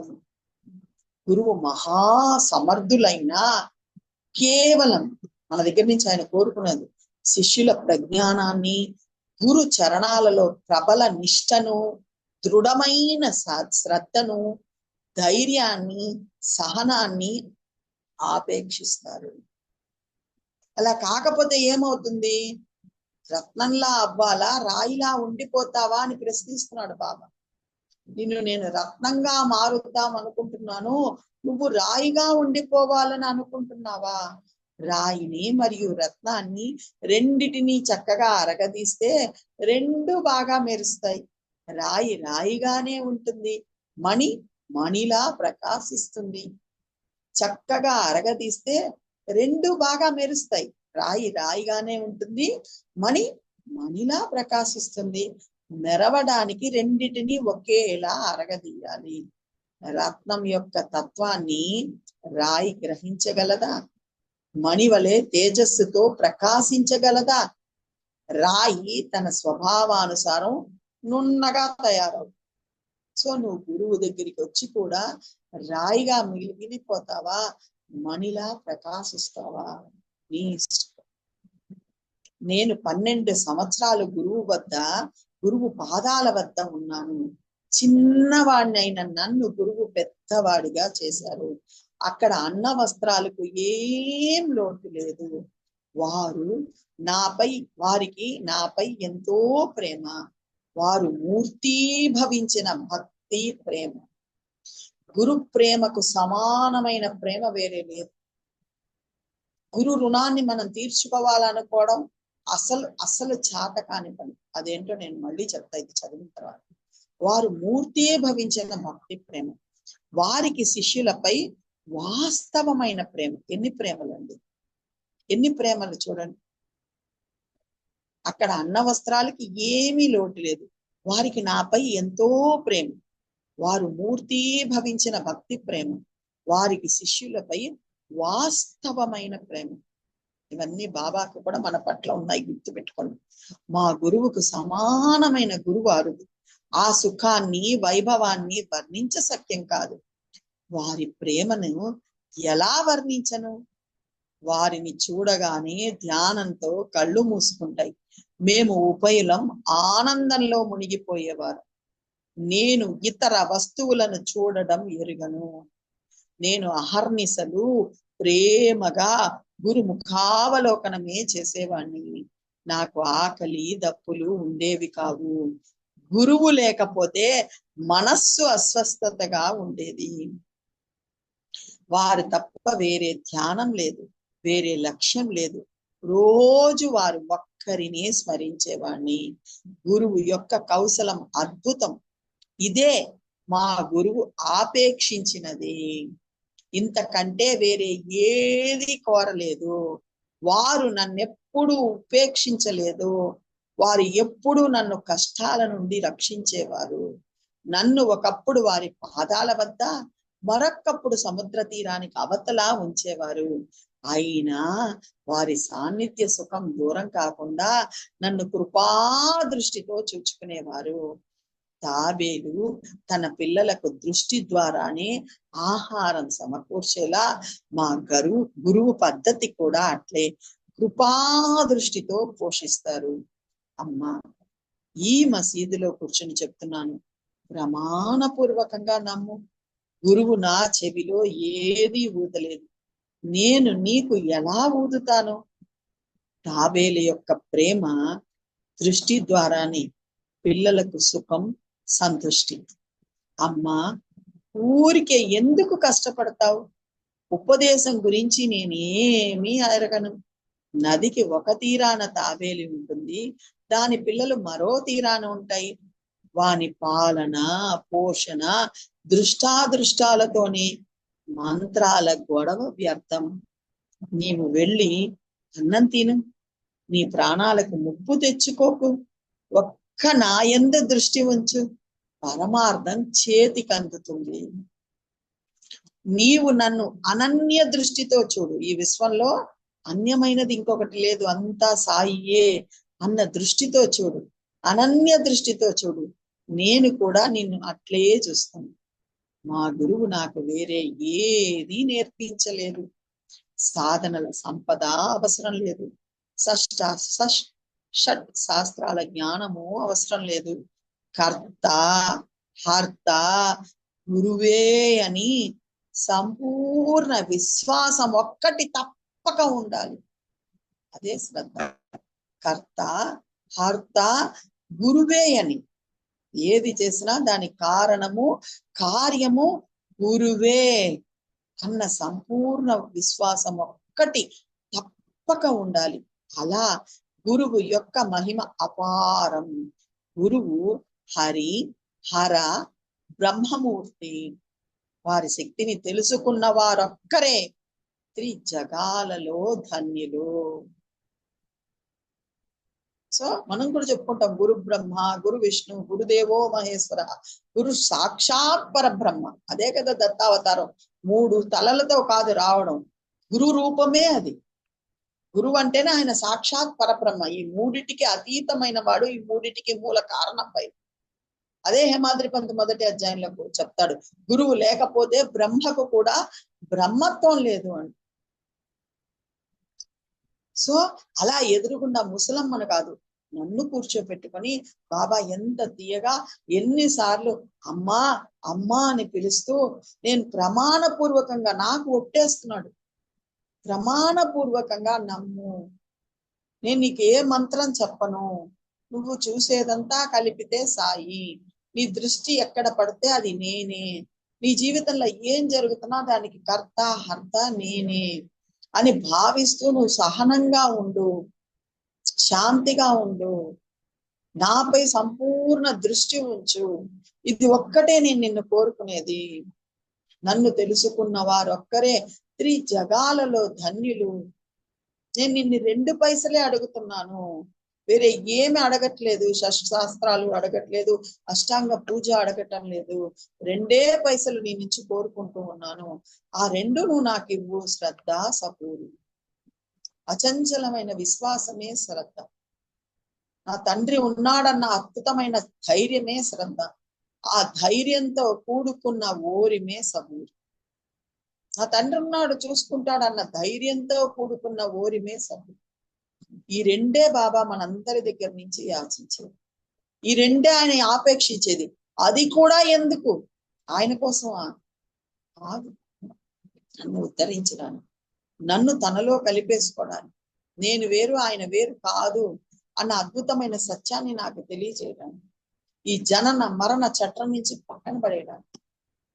నా చుట్టూ ఉన్న వాళ్ళు కావచ్చు, నా బంధువులు కావచ్చు, నా తల్లిదండ్రులు కావచ్చు, అందరూ నన్ను మళ్ళీ జనన మరణ చట్రంలో ఇరుక్కునేటట్టు చేస్తాను. ఒక్క గురువే ఆ చట్రంలో కొట్టుకుని, ఆ నదిలో కొట్టుకుని, ఆ సముద్రంలో కొట్టుకుని పోతున్న నన్ను పిలకబట్టి అలా పక్కకు తీసి, ఆ నదిని చూడు, ఇన్ని జన్మల నుంచి దానిలో తిరుగుతూ ఉన్నావు, ఇంకా అక్కడే తిరుగుతావా, నేను చెప్పినట్టు నడుచుకొని నాతో వచ్చేస్తావా, కొద్దిగా ఇరుకు మార్గమే అయినా నేను ఉంటాను నీ కోసం, నాతో వస్తావా అని ముసలమ్మ కథ ద్వారా మనందరినీ ప్రశ్నిస్తూ ఉంది. చోట హేమాద్రి పంత్ ఎంతో ప్రేమగా చెప్తాడు. తల్లి 9 నెలలు చూస్తుంది, 10వ నెల కూడా చూస్తుంది, తర్వాత ఏం చేస్తుంది, కోసి బయటేసేయండి బిడ్డని అంటుంది. నాకొద్దు, ఎన్ని నెలలు మోసేది అంటుంది. సో తల్లి ఏం చేస్తుంది, 9 నెలలు మోసి మనల్ని ఈ మాయా ప్రపంచంలోకి తోసేస్తుంది. గురువు ఏం చేస్తాడు, జీవితాంతం మనల్ని మోస్తూ, జీవితం తర్వాత కూడా మనల్ని మోస్తూ ఈ మాయా ప్రపంచం కాకుండా ఆంతరంగిక ప్రపంచంలోకి తోసేస్తాడు, మనల్ని లోపలికి తోసేస్తాడు. అటువంటి గురువు చెప్పిన మాటలు ఇప్పుడు దాకా మనం విన్నాం. మనందరినీ పక్కన కూర్చోపెట్టుకొని ఆ తల్లికి చెప్తున్నట్టు అద్భుతంగా చెప్పాడు. దాని వినంగానే చూడండి, దాని వినంగానే ఎంత అద్భుతమైన మాట అక్కడ పడుతుందో.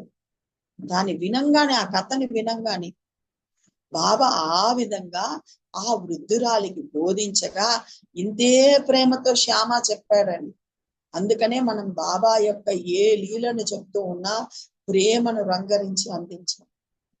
ఎంత ప్రేమగా నానాసాహెబ్ చందోర్కర్ చెప్తూ ఉంటే గురువే అవసరం లేదనుకున్నవాడు ఆ రోజే బయలుదేరి గురువు దగ్గరికి రాగలిగాడు. ఎంత ప్రేమగా శ్యామ దీక్షితికి చెప్తూ ఉంటే గురువుని దర్శించగానే అంత ఆనందాన్ని పొందాడు.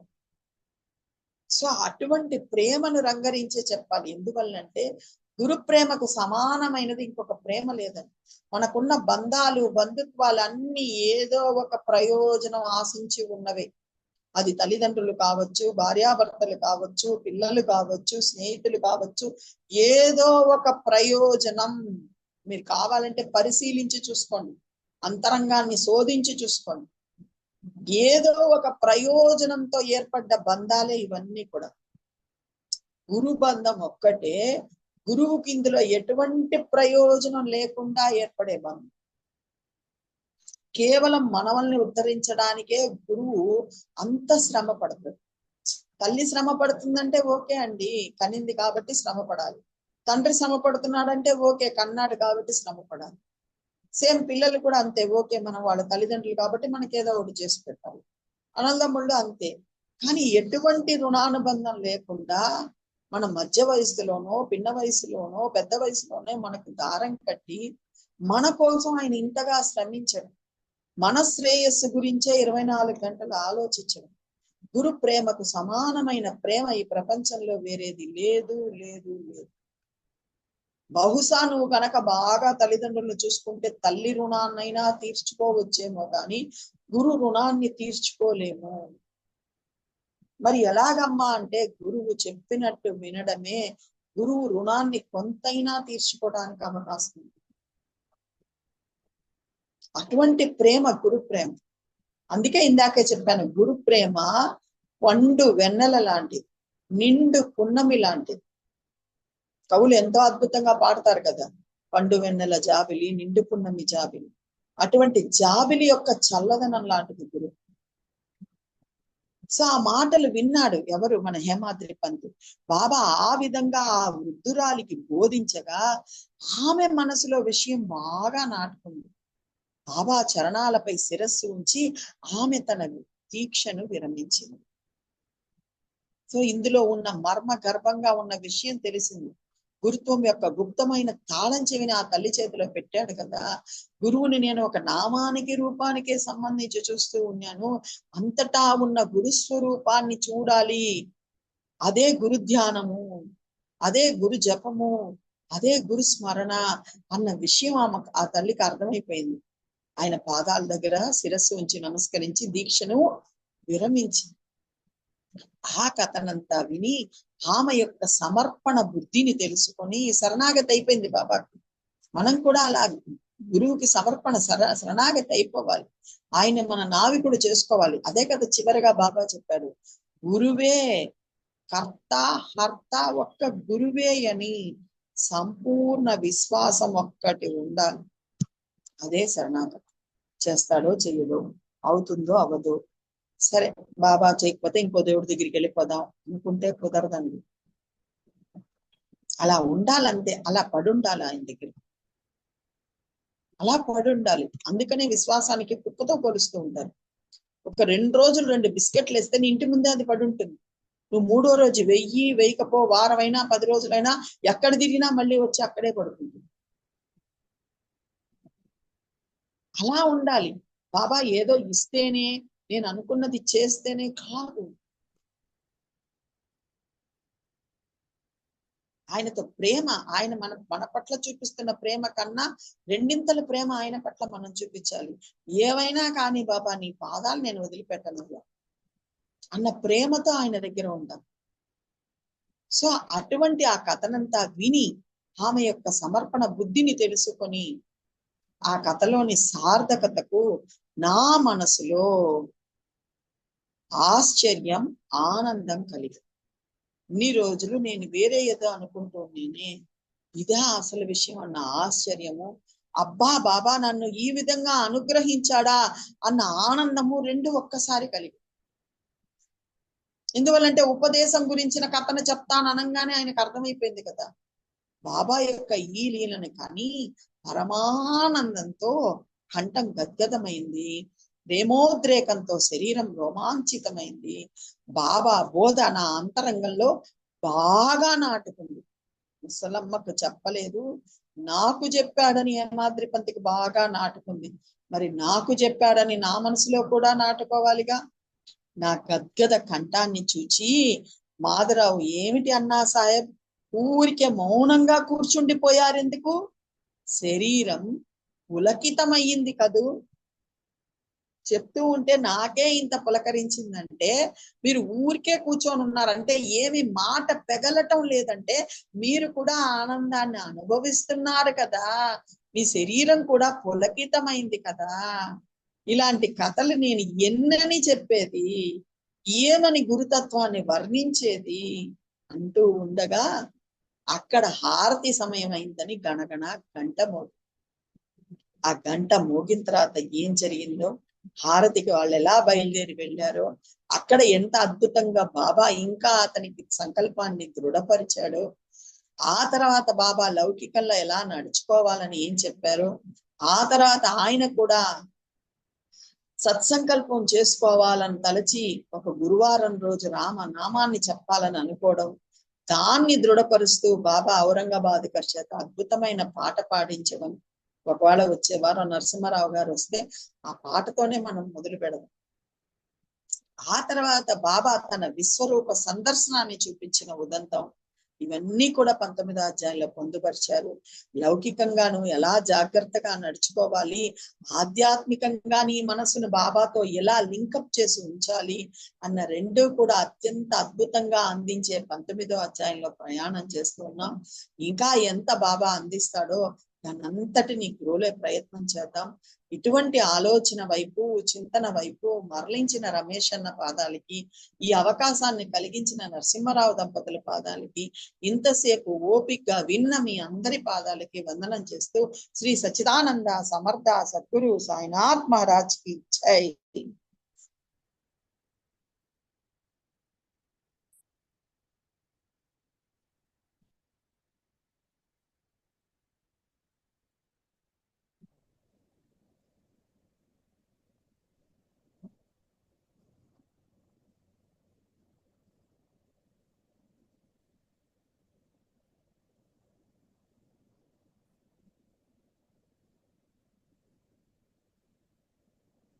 ఎంత ప్రశాంతంగా ఉందంటేనమ్మా, అంత ప్రశాంతంగా ఉంది.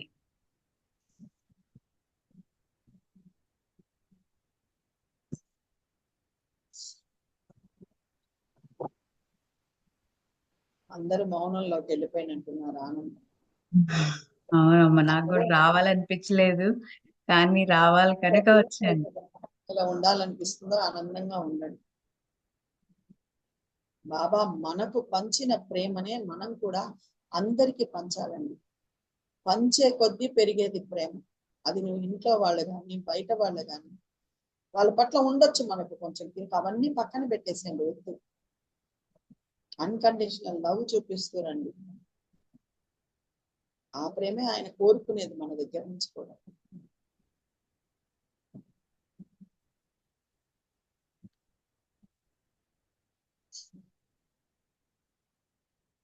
నరసింహారావు గారు వాళ్ళు వచ్చినట్టు లేరు ఈరోజు.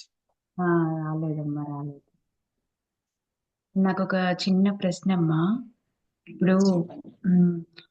ఎవరో ఒకళ్ళు ఫోన్ చేస్తారు, వాళ్ళ బాధ చెప్పుకోవాలనో లేకపోతే ఏదో అంటే ప్రతి ఒక్కరికి ఏదో ఒకటి ఉంటాయి కదా. సో మరి అప్పుడు ఎట్లా అమ్మా? అంటే ఇప్పుడు మనం వాటిల్లో తలదూరుస్తున్నాం అంటారా, లేకపోతే ఆ, విని ఏమి, అంటే ఇప్పుడు ఒకళ్ళకి మనం ఎట్లా చేయాలంటారు? అలా ఏం కాదు. మనకి వాళ్ళు చెప్పేటప్పుడే మన దగ్గర నుంచి వాళ్ళకి ఒక సాంత్వన వస్తుంది అంటే తప్పకుండా వినాలి, ఉమ్, వినకుండా ఉండకూడదు.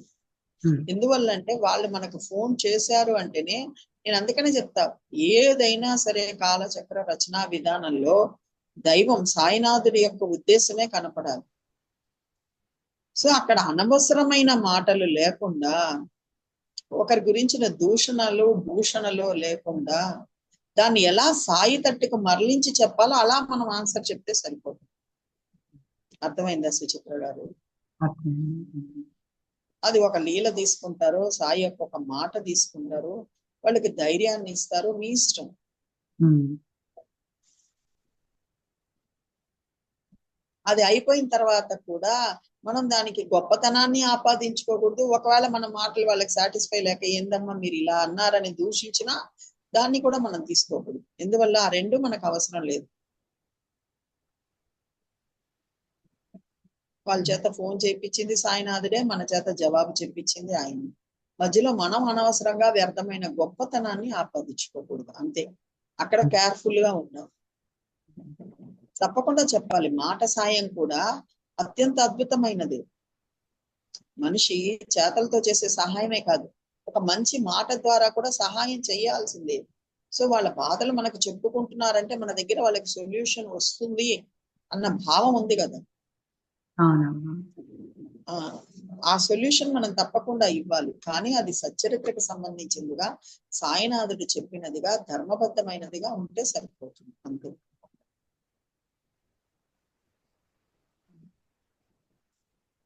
ఎందువల్ల అంటే మనం అందరం గుర్తు పెట్టుకోవాల్సింది, మనం ఏమి చేసినా, ఎట్లాగైతే లౌకికంలో పిల్లలు ఏం చేసినా తల్లిదండ్రులు బాధపడతారో, తల్లిదండ్రులకి చెడ్డ పేరు వస్తుందో, మనం ఏమి చేసినా మన తండ్రి బాధపడతాడు, మన తల్లి అయిన సాయినాథుడు బాధపడతాడు, ఆయనకి చెడ్డ పేరు వస్తుంది. ఎందువల్లంటే ఇప్పుడు ఆయన కూడా కలిపి చెప్తారు, ఏం నువ్వు సత్సంగాలు వింటున్నావు, ఏం నువ్వు సచ్చరిత్ర చెప్తున్నావు, ఇదే నా నీ సాయి నేర్పించిందని అడుగుతారు.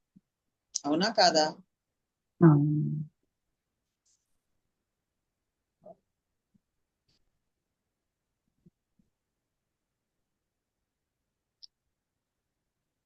ఇంకెవరైనా మాట్లాడతారా?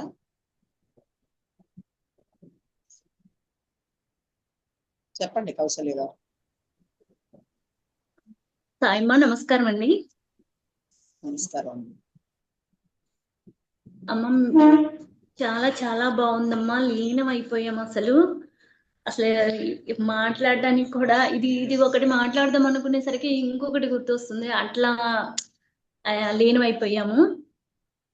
అమ్మ మీరు చెప్పారు, ఇప్పుడు తల్లి తండ్రి కోసం, భర్త కోసం, పిల్లల కోసం అన్ని చేస్తాం, మరి మన కోసం ఏం చేస్తున్నాం? ఇది ఆలోచన చేసే విధంగా చాలా బాగుందమ్మా, చాలా బాగా నచ్చింది నాకు అది. అది ఇంకా భగవద్గీత, నేను ఒకప్పుడు భగవద్గీత చదవాలని అనుకున్నాను, కానీ ఆ శ్లోకాలు చదవటం, అర్థం చేసుకోవడం చాలా కష్టం. అది నా నా స్టేజ్కి నేను చేయలేనేమో అనుకున్నాను.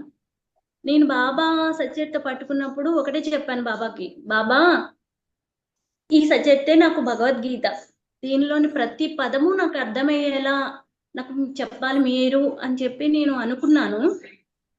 అనుకున్న ఒక ఒక గంట తర్వాత నేను యూట్యూబ్ లో వీడియోస్ చూస్తున్నప్పుడు మన గ్రూప్ వీడియో చూసాను.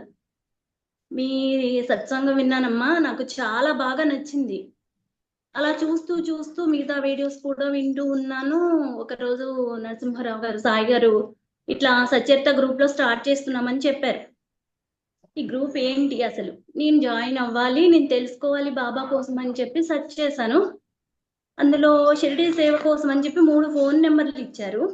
ఆ నెంబర్కి కాల్ చేసి నేను ఈ గ్రూప్ లో జాయిన్ అయ్యమ్మా.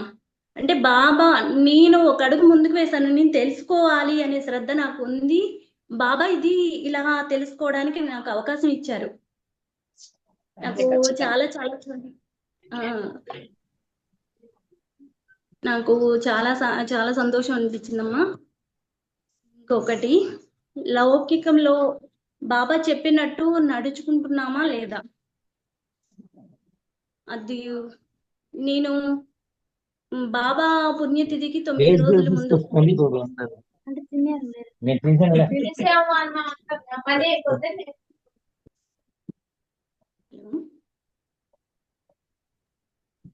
చెప్పండి. సారీ చెప్పండి. కౌసల్య గారు చెప్పండి. అదేమ్మా, లౌకికంలో బాబా చెప్పినట్టు నడుచుకుంటున్నామా లేదా.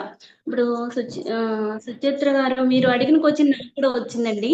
ఎవరైనా ఫోన్ చేసి వాళ్ళ గురించి మాట్లాడుతూ ఏమైనా చెప్పినప్పుడు మనం ఎలా రెస్పాన్స్ అవ్వాలి అనేది నాకు కూడా చాలా డౌట్ ఉండే. అయితే ఇది నేను బాబా పుణ్యతిథి ముందు ఒక 9 రోజుల ముందు ఒక నిర్ణయం తీసుకున్నాను అనమాట. ఇది మరి ఎలా చెప్పాలో నాకు తెలియట్లేదు, చెప్తాను. బాబా, నేను ఎవరిని నిందించను, ఎవరి గురించి చెడుగా మాట్లాడాను, ఈ 9 రోజులు నేను నియమంగా పెట్టుకుంటున్నాను అని చెప్పి ఒక్క అడుగు ముందుకు వేశానండి. ఆ 9 రోజులే కాదండి, బాబా అలానే ఆ మార్గంలోనే తీసుకెళ్ళిపోతున్నారు. ఎవరైనా ఏదైనా అన్నప్పుడు మనం ఏదైనా చెప్పాలి చెడుగా అనుకున్నా కూడా అసలు మనసు మౌనం అయిపోతుందండి, మాట రావట్లేదు. ఆయన మనసులో ఉండిపోతున్నారు. నువ్వు మాట్లాడినని నియమం చేసుకున్నావు కదా అన్నట్లు అసలు ఆయన ఆ వేలో తీసుకెళ్ళిపోతున్నారండి. నాకు అర్థమైంది ఏంటంటే, మనం మంచి మార్గంలో ఉండాలి, బాబా ఒక్క అడుగు పెడితే ఆయనే చేపట్టుకుని తీసుకెళ్ళిపోతారన్న విషయం నాకు అర్థమవుతుంది. అంతే ఖచ్చితంగా. అది చాలా చాలా బాగుందమ్మా. ఇంకొకటి ఏంటంటే, లాస్ట్ సాటర్డే మనం గ్రూప్ లో మాట్లాడుకునేటప్పుడు సుచిత్ర గారే అడిగారు, ఇట్లా బాబా మీదే అన్ని మనం నేను చేశాను నాది అన్న అహంకారం ఇచ్చి ఏది జరిగినా ఇది బాబానే చేశారు అని అనుకోవాలి అని చెప్పేసి మాట్లాడుకున్నాము. అప్పుడు నేను ఒకటి అనుకున్నాను, మేము కొన్ని సంవత్సరాలుగా సొంత ఇంటి ప్రయత్నాలు చేస్తున్నాం కానీ అవ్వలేదమ్మా. నేను ఎప్పుడు బాబాని అనేదాన్ని, బాబా సొంత ఇల్లు చూపించండి, మీరు కూడా వచ్చి మాతో ఉండాలి అంటూ ఉండేదాన్ని. నాకు ఆ రోజు ఎందుకో నేను అనుకున్నాను అనమాట, బాబా మీరు సెలెక్ట్ చేసుకోండి, మీరు ఇప్పించండి, మీతో పాటు మమ్మల్ని ఉంచుకోండి అని అనుకున్నాను. నెక్స్ట్ డేనే సండే మార్నింగే కొత్త ఇంటికి మేము అడ్వాన్స్ ఇచ్చాము. బాబా ఆయన సెలెక్ట్ చేసుకొని మమ్మల్ని ఆయన దగ్గర పెట్టుకోవడానికి పిలుచుకుంటున్నారండి. ఇది మన గ్రూప్ లో మన సాయి బంధువులందరితో పంచుకుంటానని బాబాకు చెప్పుకున్నాను నేను. అంతే, భావన మార్చుకోవాలి. నేను నుంచి ఆయన్ని ముందు పెట్టారు. నాకు రమేష్ అన్న ఒక మాట చెప్తూ ఉంటాడు, నేను హీరో అనుకుంటున్నావు మనం ఇప్పటిదాకా, నేను జీరో నువ్వు హీరో అని ఎప్పుడైతే ఆయన దగ్గరికి వెళ్ళిపోతామో అప్పుడు అన్ని ఆయన చూసుకుంటారు. ఈ గ్రూప్ లో జాయిన్ అయ్యి మీ సత్సంగం వింటున్న దగ్గర నుంచి నాలో నాకే తెలియని చాలా మార్పు నాకు కనిపిస్తుంది. సత్యత ఎలా చదవాలి అనేది కూడా నేను నేర్చుకున్నాను. థ్యాంక్స్ అమ్మా, మీ అందరికీ నేను చాలా చాలా కృతజ్ఞతలు చెప్పుకుంటున్నాను.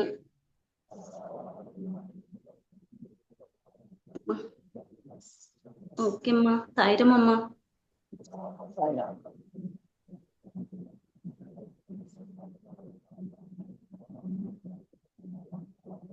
ఎవరన్నా ఉన్నారండి?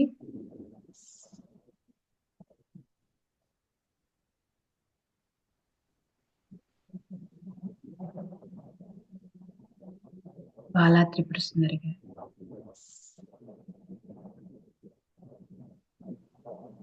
మీ వాయిస్ వినపట్లేదండి. చెప్పండి.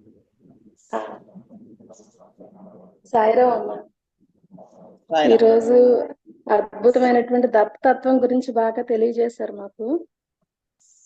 పౌర్ణమి రోజు నాడు ఈ రోజు నిజంగా శనివారం మనకు పడడం అదృష్టం, మా అందరికి అదృష్టం అన్నమాట. ఆ ఇంకా అసలు ఇది మొత్తం సచ్చరిత్ర అంతట్లో కూడా 19వ అధ్యాయం ఒక ఆణిముత్యం. దేనికి దానికి ఒక్కొక్క ఇది ఉంటుంది, కానీ 19వ అధ్యాయం ఒక్కటి మన మనసులో పెట్టుకోగలిగితే ఇంకా జీవితాన్ని ఏం కాకుండా ఒక భవసాగరాన్ని దాటికి వెళ్ళిపోగలం అని అర్థమైందండి. ముఖ్యంగా ఏంటంటే ఎవరైనా మనల్ని ఏమైనా అంటే మాత్రం 2 రకాలుగా అర్థం చేసుకోవాలండి. ఒకటి, మన అవగుణాలు మనకు తెలియజెప్తున్నారు, మళ్ళీ మారాలనే విషయం తెలుసుకోవాలి. లేదా మన పాపాలు పోతున్నాయని అనుకోగలిగితే మనకి కొంచెం బాధ అనిపించదు, బాధ అనేది ఉండదు. ఆ రెండు మనం బాగా గుర్తుంచుకోవాలి. వారి పాదాలకి నేను నమస్కరిస్తున్నాను, నింద చేసే వారి పాదాలకి అంటాడు యమద్రిపంత్. ఇదండి అది. మళ్ళీ ఇంకా వాళ్ళకి బాధ కూడా మనకు కలగాలి. అయ్యో మనకి మళ్ళీ నాకు అనిపిస్తూ ఉంటుంది, మన పాపాలు వాళ్ళు తీసుకుంటున్నారు, వాళ్ళకి ఎక్కడ ఈ పాపాలు వచ్చేస్తాయా అని బాధ కూడా కలుగుతుందండి ఒకసారి. అందువల్లే వాళ్ళ మీద దయ ఉంచాలి. ఎవరైనా నిన్ను అంటే వాళ్ళ మీద దయ ఉంచు. అయ్యో బాబా వీళ్ళు ఇట్లా చేసుకుంటున్నారు, వాళ్ళ తరఫున కూడా నువ్వు ప్రార్థించాలి బాబాని. అది ఆ ఘట్టం వచ్చినప్పుడు దాని గురించి మాట్లాడుకుందాం, చాలా అద్భుతంగా ఉంటుంది. ఇంకా అసలు చాలా అద్భుతంగా, అంటే ప్రతిదీ కూడా బాబా జరిపిస్తున్నారు అనే విషయాన్ని గుర్తుంచుకోవాలి. మనం ఏంటంటే మాయలో పడితే బాబా నాకు ఇన్ని కష్టాలు వచ్చేస్తున్నాయి, బాబా చూస్తున్నారా లేదా, పట్టించుకుంటున్నారా లేదా అని అనిపించేస్తుంది మనకి. కానీ ఇక్కడ కూడా ఈ సమయంలో కూడా జ్ఞానాన్ని కలిగి ఉండాలి. ఆ బాబా ఇదంతా నడిపిస్తున్నారు అని మనం అనుకోగలిగితే మాత్రం సహనం వహిస్తూ ఉంటే ఏమో ఆ క్షణం దాటిపోయిన తర్వాత లేలా ఏం జరిపిస్తారన్నది మనం ఎదురు చూడాలి. కానీ ఏమవుతుందంటే బాబా మనం రత్నంగా మమ్మల్ని మార్చాలని ప్రయత్నం చేస్తుంటే రాయిలాగా ఉండిపోతున్నాం. ఇది మణిలాగా ప్రకాశించాలి, లేకపోతే రాయిలాగా నున్నగా తయారవుతాం. కానీ మనం మణిలా ప్రకాశించాలని బాబా మణిలా ప్రకాశించాలి. అదే, కానీ ఎప్పుడు ఇలాగ ఉండిపోవడం అనేది ఇంకా ఏమో ఇప్పుడు ఎలాగైతే సత్సంగంలో పెట్టారంటే ఖచ్చితంగా అరగదీస్తారు. ఆయన అవునండి, అవును. ముఖ్యంగా ఈ శ్రద్ధ సబూరి, బాగా శ్రద్ధగా ఉండడం, బాబా ఏం చెప్తున్నారని శ్రద్ధగా ఉండడం, సహనం వహించడం, మళ్ళీ కష్టాలు వచ్చేటప్పుడు ధైర్యంగా ఉండడం. అలా మనం ఉండగలిగితే మరి ధైర్యంతో కూడుకున్న సహనం. ఏం లేదు, చిన్న లౌకిక ఉదాహరణ చెప్తాను చూడండి. మీ ఏరియాలో కానిస్టేబుల్ మీ బంధువు అయితే ఎంత ధైర్యంగా ఉంటారో. రేయ్ ఎవరైనా తోకాడిచ్చాడా, పలానా కానిస్టేబుల్ పోలీస్ డిపార్ట్మెంట్ లో తెలుసు అన్న ధైర్యం ఉంటుందా లేదా? మరి సాక్షాత్ పరమాత్మే నా వెంట ఉన్నాడు, మన వెంట ఉన్నప్పుడు ధైర్యం ఏది? అదే ఆయన అడుగుతున్నాడు, నీకు నేను నా గురుత్వం చాలా చెవి ఇచ్చేసాను, నీలోనే ఉన్నాను, నీ వెంటనే ఉన్నాను, నీ నలుదిక్కుల నిలబడి ఉన్నాను చెప్తాడు కదా. నలుదిక్కుల నేనే నిలబడి ఉన్నాను అని ఇంత నేను హామీ ఇస్తుంటే, ఈ మసీదులో కూర్చొని నేను అబద్ధం చెప్పడం ముమ్మాటికి జరగదమ్మా అని నేను హామీ ఇస్తుంటే, నేనున్నానన్న ధైర్యం నువ్వు వహించకపోతే నేనేం చేయాలి? అంతే కదండి. అదే ఇది మనం గుర్తుపెట్టుకుని, ఇది మేము గుర్తుపెట్టుకుని నడవాలి. ఇది మాత్రం కొద్దిగా కొంతవరకు ప్రయత్నం చేస్తున్నాం, కానీ చివరికి వచ్చేటప్పటికి వదిలేస్తున్నాం, పట్టు వదిలేస్తున్నాం అన్నమాట. అక్కడ పరీక్షలో ఫెయిల్ అయిపోయాం, మళ్ళీ మొదలు పెట్టుకోవాలి పరీక్ష అని అన్నట్టు అయిపోయింది. ప్రార్థన చేయండి. త్రిపుర సుందరి గారు అది కూడా ప్రార్థన చేయాలి. పశ్చాత్తాపం, ప్రాయశ్చిత్తం, ఈ రెండే మనలో ఉన్న అవగుణాలన్నిటి పోండు.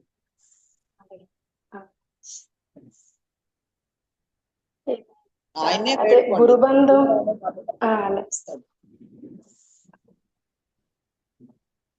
అయితే మిగతా అన్ని బంధాలు ఏదో ఒక ప్రయోజనాన్ని ఆశించి ఉంటాయి, కానీ గురుబంధం ఒక్కటే మన నుండి ఏమి ఆశించకుండా మనకి ఇంకా ఏదో చెయ్యాలని అసలు ఈ జ్ఞానం బాగా గుర్తుంచుకోనండి. 84 లక్షల జీవరాశులు మళ్ళీ ఒక్కొక్కటి కొన్ని కోట్లు ఉంటాయి. అన్నిట్లకి పాపం భగవంతుడు అలాగని ఎక్కడ కూడా అలసట అంటే విశ్రాంతి లేకుండా శ్రమిస్తున్నారు. ఆ ప్రతిది అంటే ఇది అంటే చాలా పెద్ద విషయం ఇది. దాన్ని మనం గుర్తుంచుకుని ప్రతి ఒక్కరిలో బాబా ఉన్నారు అనే జ్ఞానాన్ని కలిగి ఉండి సాధన చెయ్యాలి. చాలా పెద్ద విషయం ఇది. ఆ కష్టాన్ని కూడా మనం సహించుకుంటూ వెళ్ళాలి. చాలా అద్భుతంగా ఉన్నదమ్మా. సర్వస్వ శరణాగతి అన్నారు, మెయిన్ అర్థం చెప్పారు.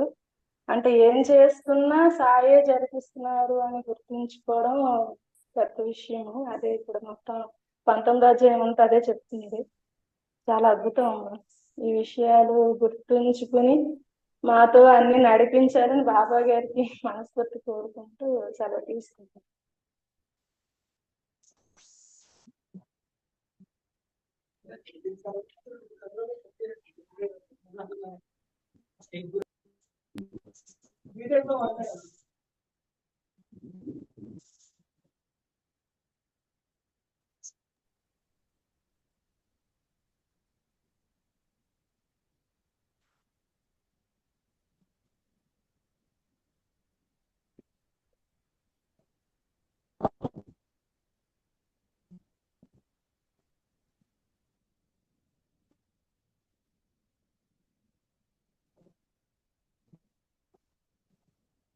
ఇంకా ఎవరన్నా ఉన్నారండి మాట్లాడడం? సాయిమాత గారు నమస్తే అండి. నమస్తే హలో. అండి, చెప్పండి. నమస్తే అండి. నమస్తే అండి. సాయిరామ్ అండి. నేను కొత్తగా జాయిన్ అయ్యానండి ఈ శనివారం నాడు. ఈరోజు మా పాఠశాలలో మేడం గారు చెప్తేనే జాయిన్ అయ్యాను. అయితే ఇది ప్రతి శనివారం ఉంటుందండి? ప్రతి శనివారం ఉంటుందండి. సేమ్ టైం అండి? సేమ్ టైం అండి. ఓకే. సత్సంగం చాలా చక్కగా చెప్తున్నారు మీరు. అయితే నేను 25 years నుంచి బాబా గారు కార్యక్రమాల్లో పాల్గొంటున్నానండి ఎప్పుడు కూడాను. అయితే ఇది సత్సంగం విన్నప్పుడు శ్రద్ధ సబూరి గురించి చాలా చక్కగా, అంటే అందరికీ అర్థమయ్యే రీతిలో చక్కగా మీరు వివరించడం చాలా బాగుందండి. అయితే ఈ సత్సంగాలు అనేవి ప్రతి శనివారం కూడా చేసేటప్పుడు సాయిరామ్ సాయిరామ్ చెప్పండి, వినపడుతుందండి. ప్రతి శనివారం కూడా సత్సంగం ఈ అధ్యాయాలు 1 by 1 చెప్తారండి. అవునండి, అవును. 19th అధ్యాయం చెప్తున్నారు కదా. అవునండి, అవును.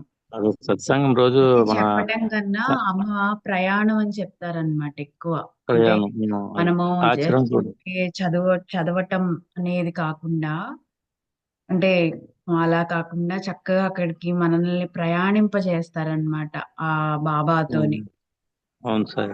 అదిగాక మనం అసలు ఎలా ఒక్కొక్క పదానికి అర్థం ఏం చెప్పారు, ఎలా చెప్పారు, అట్లా అన్ని విపులంగా మనకి చెప్తారన్నమాట. సాయిరామ్ సార్.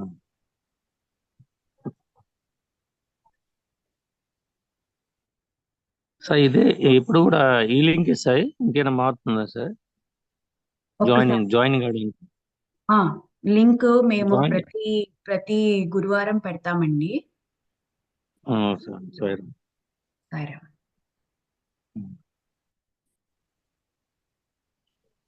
అమ్మకి